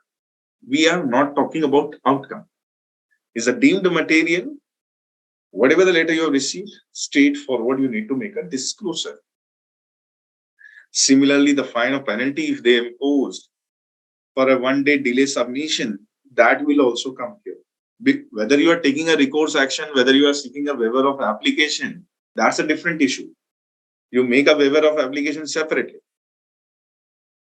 That's completely okay. Say, for example, you have received late submission fees, etc. When you are filing the FCGPR filing and all, that also will come here as long as it's related to the listed entities. And it is by any regulatory, statutory body, enforcement authority, or judicial body. So stock exchanges are also considered when they are issuing, because there will be many questions. So I am trying my best to this presentation to make questions clarify as and when we are discussing. So still we will have a at the end Q&A to have more detailed discussion.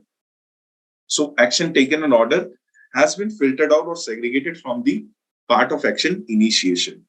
Action initiation, they are very clearly whether that is established. Action taken or order means it has to be established. The establishment doesn't become irrelevant here. So these are the insertion of new, that point number 19 and point number 20.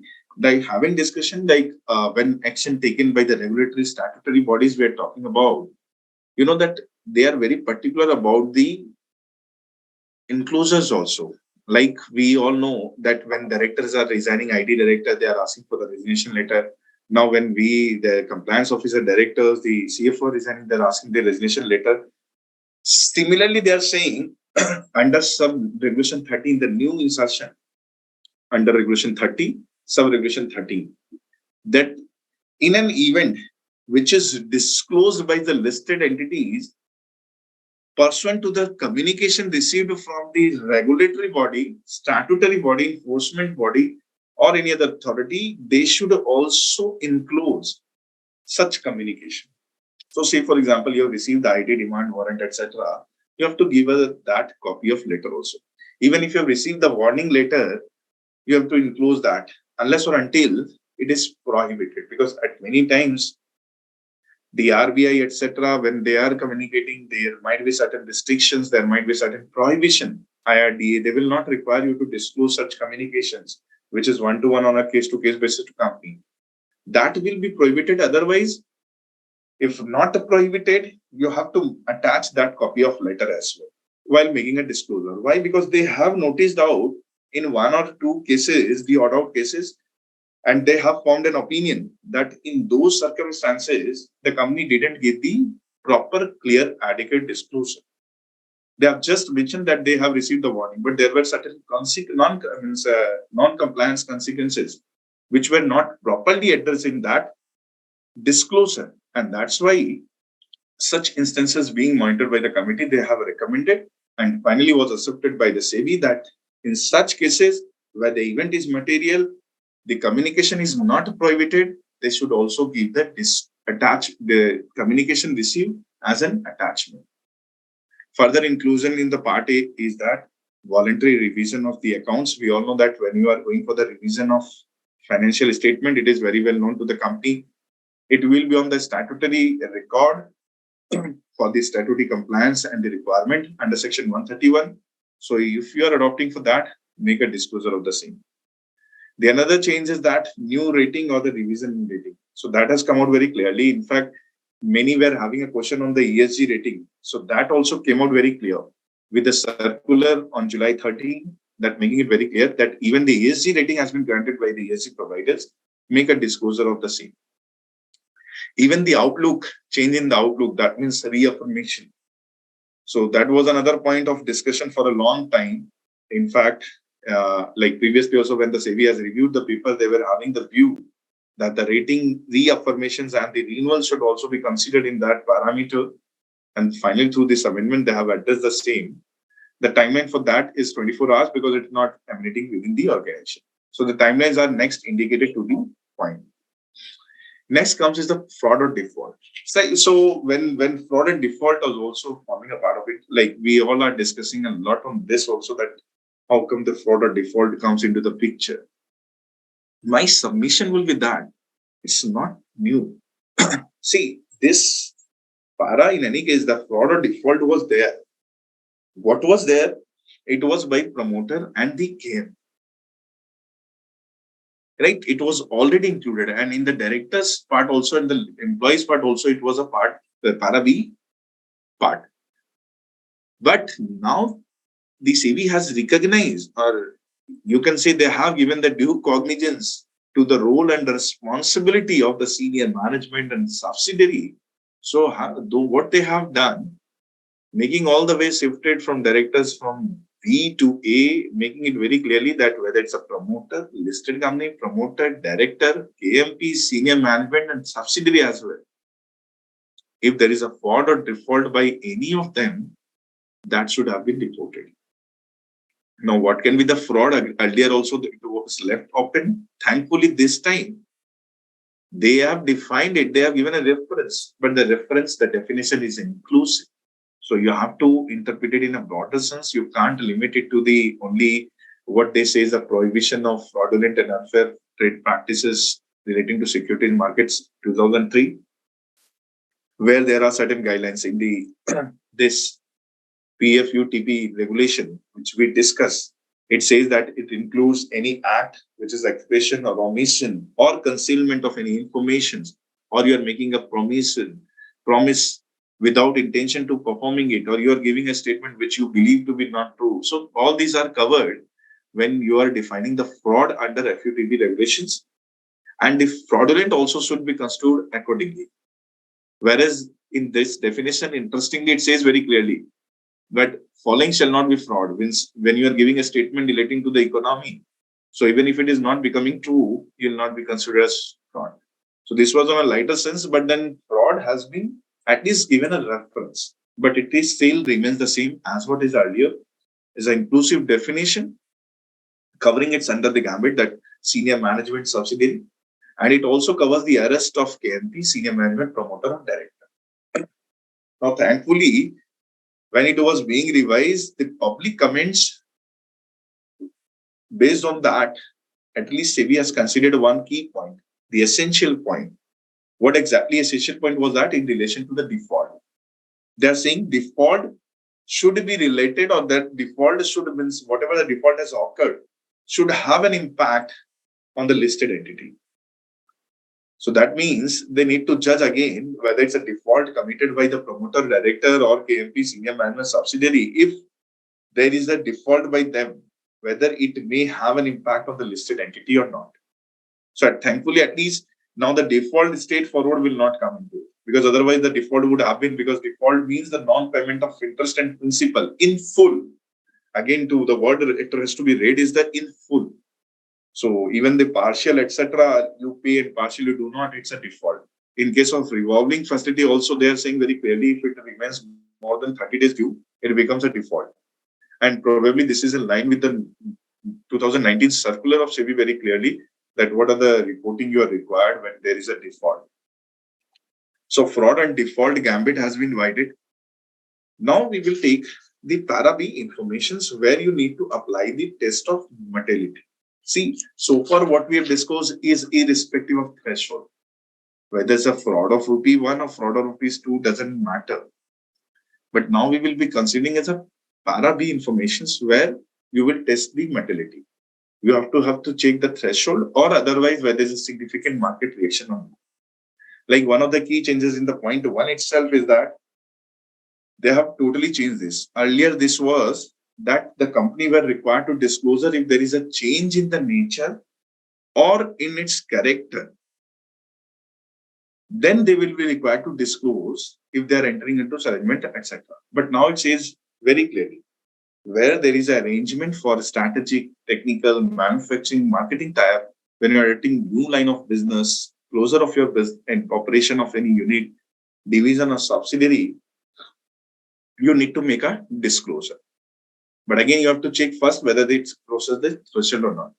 Probably this will also require to be examined by your business team, like your operational team, operational heads, because this will not be able to take a call whether there is a strategical tie-up, what will be the outcome, what will be the future forecast. So all these needs to be segregated as to who will be responsible for what and who will be looking into the merits of such a disclosure to be made on time. So that comes under the para B. Para B, they have also included certain disclosures like fraud or defaults by the employee of listed entity. We all know the rest of the people have already been covered in the para A. Like, say, for example, directors, SMP, promoter, subsidiary, senior management, they all have been covered in the para A. Para B, they are saying, point number 9, that the employee of listed company, which has an impact on the listed entity. So unless or until there is no impact, there will be no requirement. Question might come that how you will address this. See, you will not be coming to know fraud or default so easily, because basically it is like, if as a committed, how you will get to know unless or until you come across from certain information. So that means it is from unadherence of such fraud. In fact, the circular itself very clearly says that the date of unadherence of such fraud will be the date of information when you come to know. Next change is the pendency of any litigation. This is quite interesting. Earlier, it was litigation with impact. So the companies were having a selective approach towards the litigations only. The pendencies doesn't matter. They used to think that, okay, that is a major litigation, only that. Now there is a requirement of pendency of any litigations. The moment you become a party to any, whether it's a director, whether it's a senior man, promoter, they become a party to such an agreement, then the disclosure will be required. Again, in this para B, as I'm telling you, that this disclosure will be required if there is a threshold crossed. Otherwise, not.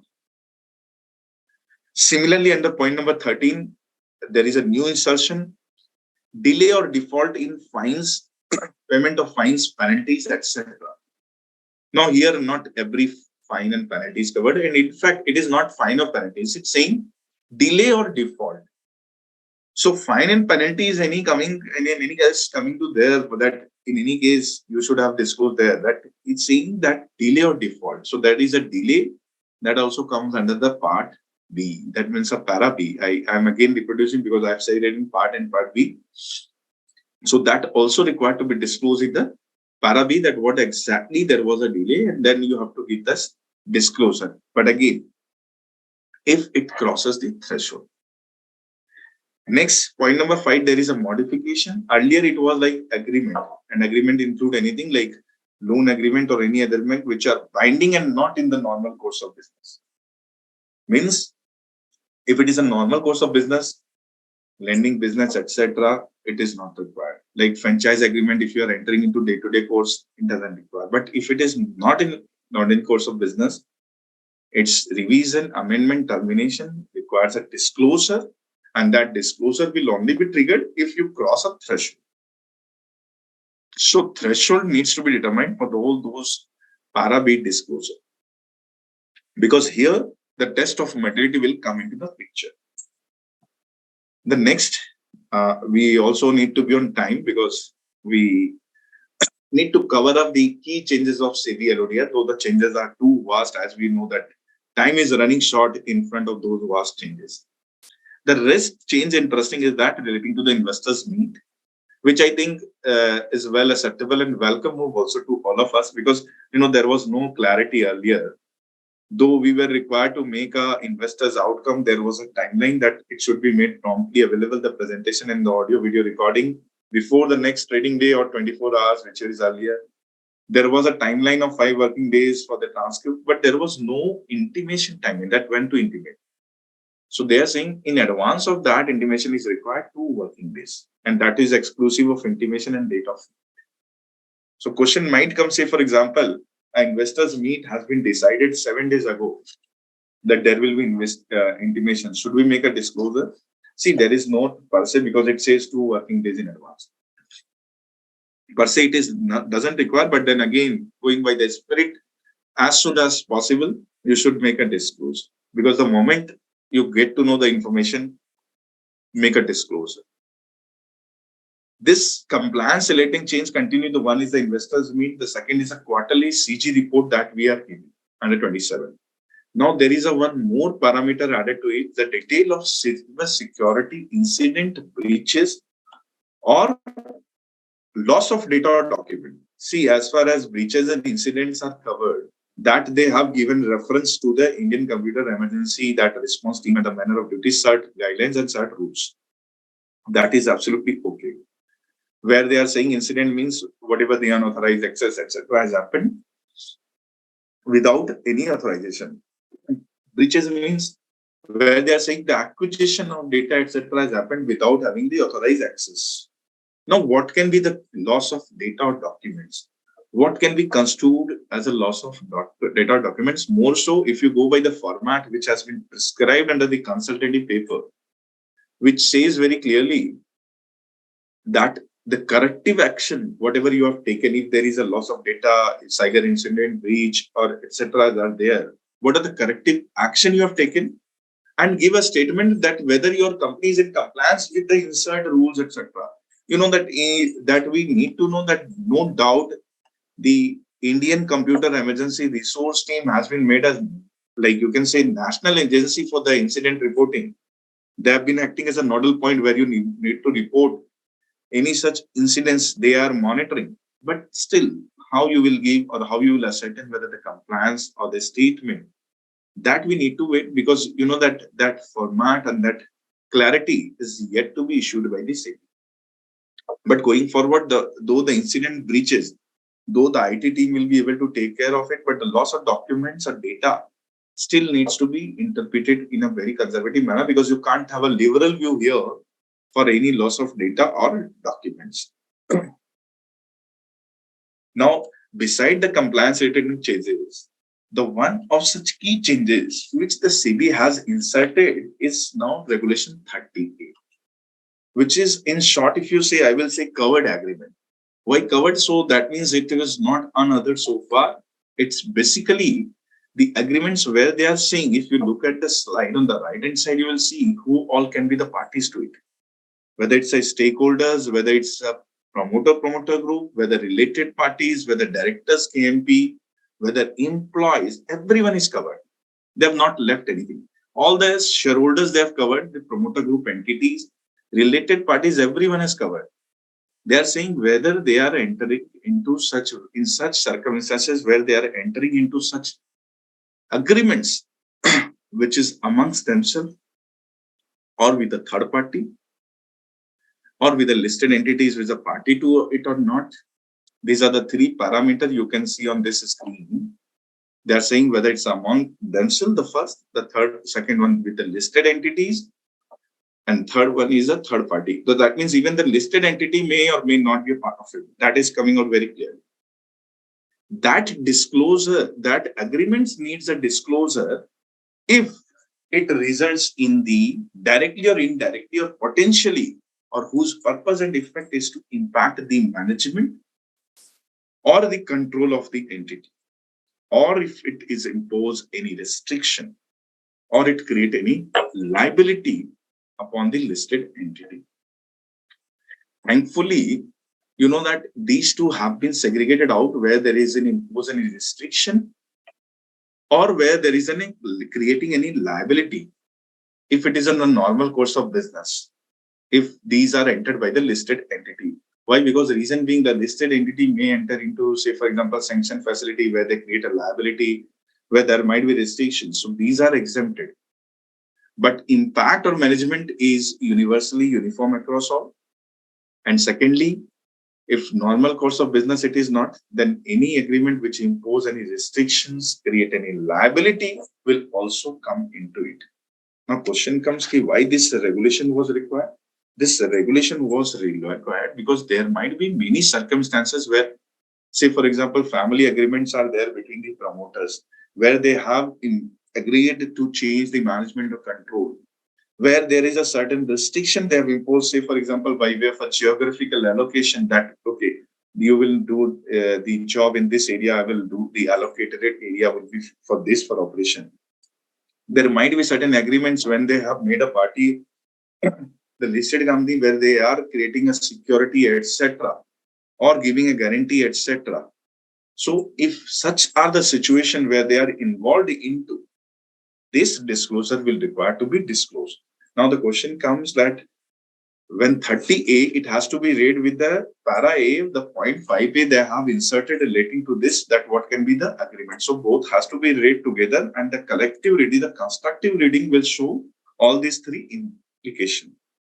Question is that when they have come out with this, they made it very clear, whatever the subsisting agreement, you need to make a disclosure. So for that, they have given the timeline that whatever on the date of notification, you are having the agreements, etc., make a disclosure. Otherwise, the time period to disclose to the listed entity is 2 working days, which in turn will make an announcement depending on whether the listed company is a party. If it is a party, within 12 hours. If it is not a party, 24 hours. But they made it very clear that that as of now, whatsoever this subsisting agreement is there, that 31st July is the timeline for all the stakeholders, etc. So they also need to be aware of it. Your promoter group, related party, at least to whom you can access or have to, at least you can make them apprised of those things. The 31st July is the timeline for them. And then the listed entities in downturn will have a timeline to host it on website and give the linkages in the annual report is by 14th of August. So whatever has gone for this year, it's not forget, then they will make the necessary disclosure in the upcoming one. But then identification of these type of covered agreement is required because this new regulation has been inserted. So basically to put a curve, because not to give any advantage where the family settlement agreement or promoters agreement are there, not to give them any advantage in the future. Then certain 2 more additions are there that are relating to the shareholders' right. You know that the shareholders have been given proper rights. They have been given a more empowerment under this LODR changes. One is the 37A, another one is the 31B. When we look at the picture of 37A, the sale or disposal, say lease or disposal of undertaking, is the same as if like 180, what we read under the Act. The 180 very clearly say that you cannot do such acts unless or until shareholders' approval is mandated. The only difference is that there were a transaction which were out of scheme of arrangement. Say, for example, by way of a BTA, etc., where the requisite approval you have taken in the shareholders' resolutions, and say, for example, the promoters are party to it and they can vote for it, and then you have done away with the transactions. Here, the requirement has changed a lot. The requirement says the public shareholder who will be voting will be in excess of those who are voting against. So that means majority of minority has come into the picture, that you will require a mandate from the public shareholder because it is like a disposal of undertaking. And they are giving exemptions from this. They are saying the exemptions will not be, there will be certain exemptions where this requirement will not be applicable. Say, where there is a sale or disposal, etc., pursuant to a covenant under an agreement with the financial institutions, where under a lending agreement or under a debenture trustee, they have been carved out. But you know that this exemption has a beauty that they have a limited exemptions. So these exemptions here are, you cannot say, like, say, for example, this RBI and the debenture trustee is a full exemption. But when you are doing it to a wholly owned subsidiary whose accounts are consolidated, there is a limited exemption. So this is the beauty that what they are saying. Say, for example, WOS, the wholly owned subsidiary, in downturn, sell or lease a part of this undertaking to any other entity. So even if they are in a part, means it is not required in a whole. Means you do not consider that, okay, that you need to all do in a capacity as a whole. Even in a part you are passing it on, you will require to comply with this condition. Secondly, even if you're diluting your holding in WOS because you were having 100% subsidiary and you have exempted from this 37A, later on tomorrow you dilute your percentage by 1 and 1.5, or say, for example, you make it a 51% subsidiary, then also the listed company need to comply with this requirement, going to the approval and saying, making the approval in place. But this, unless or until you do not comply with this, you will not be required to dilute the holdings. You will not be required to that. The wholly owned subsidiary will not be required to sell or dispose of. Now the condition is that here there is no time period, no year wise, because if you look, we say, okay, the taxation benefit we need to have with 3 years, 8 years timeline is there. We have to maintain the holdings, etc. Here there is no timeline. It's absolutely continuity. We don't know as of now. And last but not the least is 31B, which deals with the special rights of the shareholder. What can be the special rights that they have been given? Like in some cases where we give the special rights to the, like our, say, for example, investors, there are a lot of agreements where we give them the veto rights. ROFR, the right of first refusal, there are a tag along right. We have like kind of agreement where we enter into anti-dilution rights. So all those rights where you are entering with the exclusive class of shareholder, you need to make sure that such special rights are approved by the shareholder. So once in a 5 year, again, that concept comes, like you have to go to the shareholders and take the approval. This special rights, again, have been exempted or have been carved out for the regulated financial institutions where there is a lending agreement and when there is a debenture trustee agreement pursuant to that. But whatsoever you have will need to be approved by the shareholder within a period of 5 years. So once it is approved within a period of 5 years, the existing one as on the date of notification, and thereafter, once in every 5 years, it will be required. Probably, while dealing on this, a question may come that why this requires approval when the shareholders are having access to the charter documents. Well, they are fully aware of that, what exactly the special rights have been given. At times, that it's not that easy for the investors to have access to everything, like when you have entered into anti-dilution right, tag-along right, those agreements and those rights might not be accessible, might not be available to the common layman shareholder. So what basically we thought, once in 5 years, though it becomes redundant from the point of view that in the larger scale of operations where the shareholders are exchanging hands over a period of time, it becomes very difficult to say that the shareholders who have agreed that point of time will continue to be so for 5 years. So at times it looks like that though the mandate of the SEBI is a welcome one, but at times it looks like that, yes, going by this redundant procedure of taking approval and special rights 5 year. In fact, there could have been a second thought or discussion was that it could have been a part of your disclosure every year as an annual report, etc. But then working committee feels too that in order to make the largest participation of the investors, to make it a wider democratic right, it is better to include once in a 5 years approval mechanism for the shareholder. So my dear like members and the colleagues, that what we have shared today is that SEBI LODR changes. We all know that though the changes are quite a lot, if we start deliberating, probably the ground, like that there will be a lot of interpretational issues coming out of it. There are a lot of things which the time will scale it up, because the kind of a disclosure, the practice which will be adopted by us in terms of disclosure, the informations provided to them, that will really find out the essence of those regulations and proposed changes. But till the time the users, etc., the practices are set up, we need to make sure that internally we have the robust mechanism to ensure that the concept of investors' democracy that SEBI wants to enact through the proper disclosure at the right time is enacted both in the letter and spirit by the professionals like us.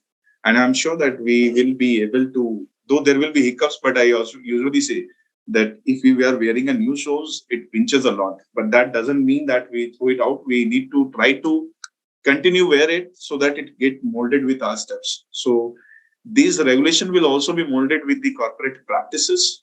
And with this message, I once again conclude my deliberation here well on time. And with again a deep, wholehearted thanks to ICSI for giving me this opportunity to interact with you all. So over to Thank you, sir. Pradeep. Thank you very much, sir. Thank you very much. And I just request, please kindly close your screen sharing. Yeah, just a minute. Okay, great.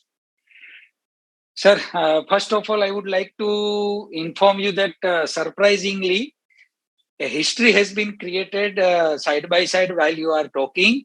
It is more than 21,000 attendees were there. So huge round of applause to all of the attendee and speaker and team ICSI, technical support and members at large. So this is an overwhelming response. And sir, it is your effect that people are catching you to listen you. And yes, the topic is also very relevant to the routine practice of the corporates and those who are in employment.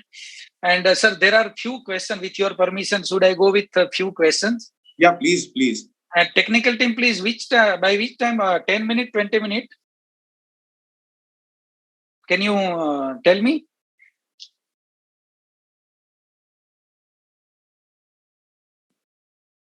Okay. So the first question from one of the delegates is all-time director resigned on 5th July 2023, right? And effective date was 1st August 2023. So intimation of resignation was required to be sent to the stock exchange on 5th July once where it has been approved. Should we go for another disclosure when it has become effective?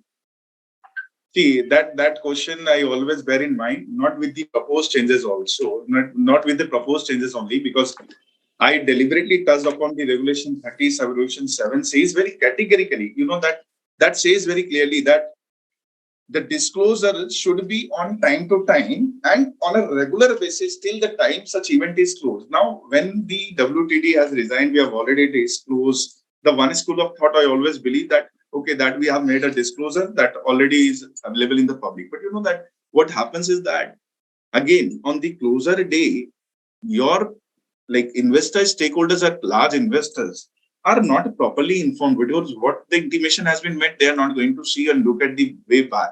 So if you are making a disclosure on 21st August as well, that this is that with effect from the closure of business today or whatever language you use, that he sees to be the WTD, that makes a prudent practice of disclosure. Okay. Second question, we have already had a approval of shareholders for sale of several undertakings under section 180, right? However, due to this recent amendment in 37A regulation, are we required to take shareholder resolution again or earlier resolution will suffice?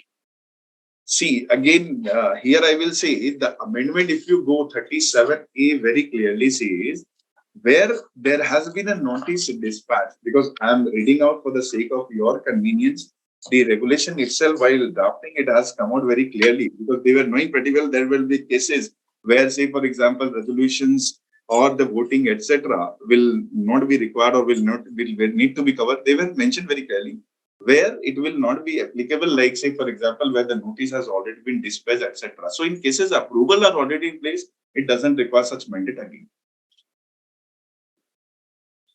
Okay. Third question. In case of loan becomes NPA in NBFC company, it was decided to write off it, would it be considered as a normal business financial activity, or do we require to disclose under Regulation 30? See, again, NBFC is a writing off, which will say it's a normal course of business that doesn't become making a NPA entire write-off. Going by the parlance, because I will not say that consider the para and para B only. I will not restrict it to the reading of 34A, B, and C. I will say more so whether NPA to be considered material D, then it has to be disclosed. And the product means, again, I will personally, because this is not my, I will say the views of any organization or the institute, but it's a personal view that yes, it requires a disclosure if it amounts to be the material in the eyes of board, or it crosses the threshold. Because writing off doesn't mean that if it is a normal course of business, NBFC is not for writing off. Okay, thank you, sir. And fourth question, 3-month cushion period for date of vacancy is given for the appointment of compliance officer from the date of vacancy, right? During that cooling period, who can be the compliance officer? See, that the cooling period is still the law has left it open, because when they have clarified that their vacancy has to be filled and timeline has been given. So that means during that period, it doesn't require necessarily. Now the question will come that many certification where the compliance officer needs to be signed. Of course, it has to be signed by the director, the managing director, or the CEO, or filing with the director with the duly authorization from the board. But then when there is a clear-cut cushion period, you can have the relaxation of that cushion period. Thank you, sir. Now, let's not make it an obligation. Otherwise, then again, it will become a challenging. That is there.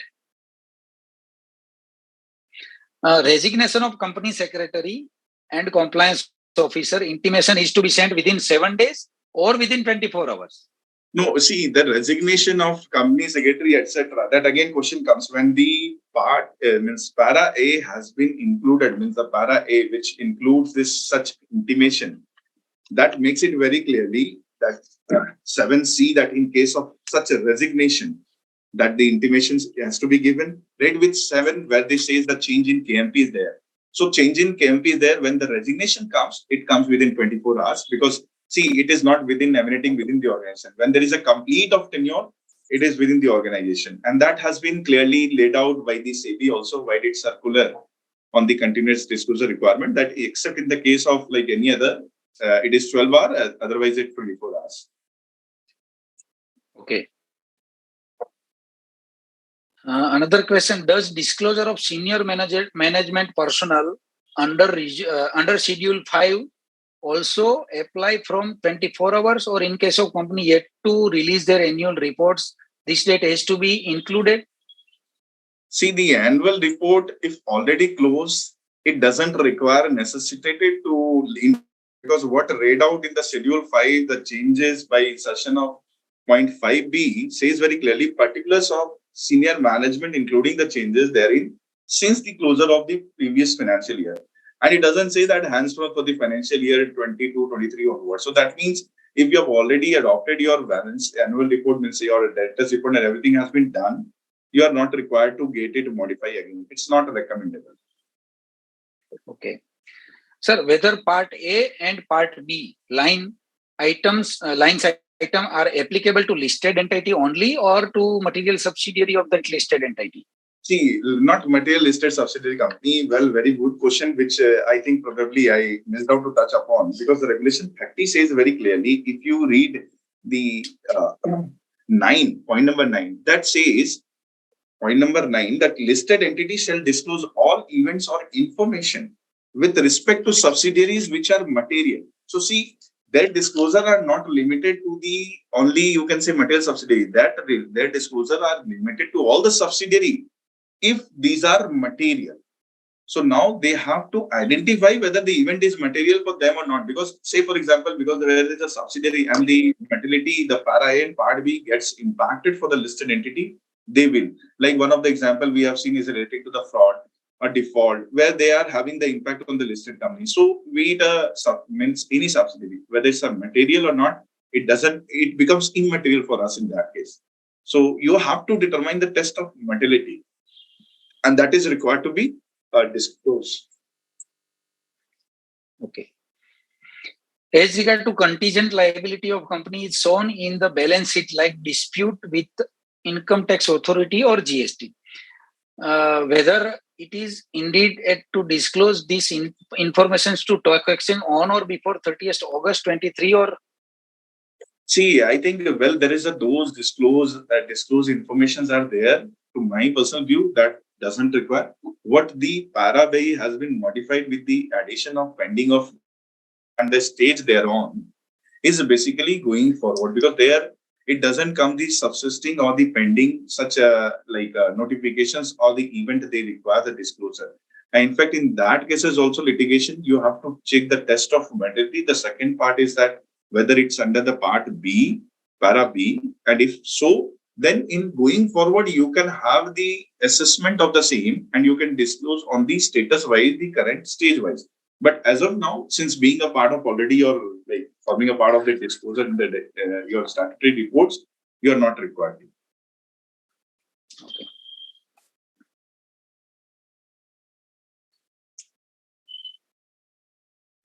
If company is exempted under regulation 15 of SEBI LODR and having 4 directors comprising of 1 executive directors, 1 non-executive director, and 2 non-executive independent, is this optimum? Sorry, if the company is exempted under 15. So company if exempted under 15, for them they listed the regulation which are prescribed from 17 onward doesn't become applicable, which deals with the optimum combination of board of directors. So for them, whether they comply with it or not doesn't matter, because in the you said in the spirit sense they can still comply with, but not necessitated, because the sub regulation 2 gives them the exemption from the 17 onwards till the 27. One question, what is the motive behind the provision for insertion of a rotation by retire every 5 years when there is already provision for retire by rotation of a directors? Yeah, well, very well pointed out that what is the logic for coming out with this retirements, making this your continuity on the board mandated by the shareholder. See, the insertion is not basically with the intent of already existing that the NEDs or those who liable to retire by rotation. It's not for them. 17(1)D is basically very clear. It says it is always in such cases where there are, say, promoter director, family director, there was a recent cases, there have been cases we do not want to quote the name, but where the chairman has been elected, the director has been elected, not liable to retire by rotation. So in such cases where they have been rotated by the such mandate, where they will be continue or where there will be which when they do not retire by rotation, they assumes the nature of NED. So the board wants to put a restriction on such perpetuity on the board. So permanency on the board is restricted for those reasons. Basically, on those founded director cases, promoted directors, it's not liable to retire by rotation cases. For those cases, in any way, there is a timeline of 3 years.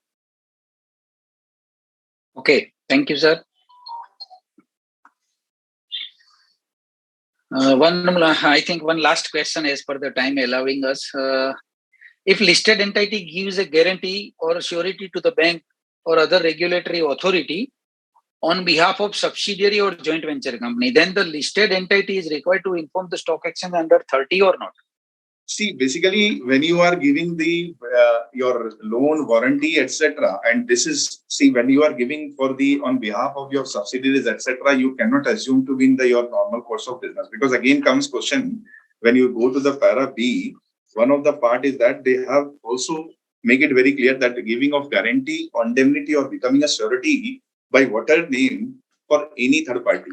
So where we read that any third party, we have always a presumption that they, for giving us our own subsidiary, for giving it our own, you can say, related party doesn't become a mandate. But when we read with the new insertion, which has come out with the agreement that where they are saying, where you are having some restrictions or creating a liability, that also comes under that part. And if it is, you have to examine, because they see it doesn't necessitate that it is a normal course. You will not say that subsidiaries are created for that. Subsidiaries, in fact, from the time to time, Ministry of Corporate Affairs has made it very clear that they are formed for the nurturing business and to expand its presence. So at times with the restricted provision, if you look at the 185, 186, Ministry of Corporate Affairs made it very clear that your role as a holding company is very limited or restricted. So the same goes with the spirit. You have to go to see whether it creates a liability. If it creates, yes, whether there is an imposition, we already covered that whether there is an imposition of restrictions or creating any liability upon the listed company, you need to make a disclosure. Thank you, sir. I think looking to the time and duration involved in this session, we are happy to conclude this session with a great, huge historical participation all over the country, sir. And I, on behalf of ICSI, on behalf of entire team ICSI, on behalf of council, and on behalf of all the members of the ICSI, those who have attended this seminar and taken your valuable inputs and benefits of your session. And I am sure that they all will excel then in respective fields and have some tips, some takeaways that will be benefited to them in the course of either in practice or in an employment. Once again, I thankful to sir and giving your time and valuable inputs. Thank you, sir. Thank you, team ICSI, and thank you, delegates. Thank you. Thank you, everyone. Thank you, Tapraji. Special thanks to you for moderating it so well. And thanks to ICSI. Thank you. Thank you, sir. Thank you.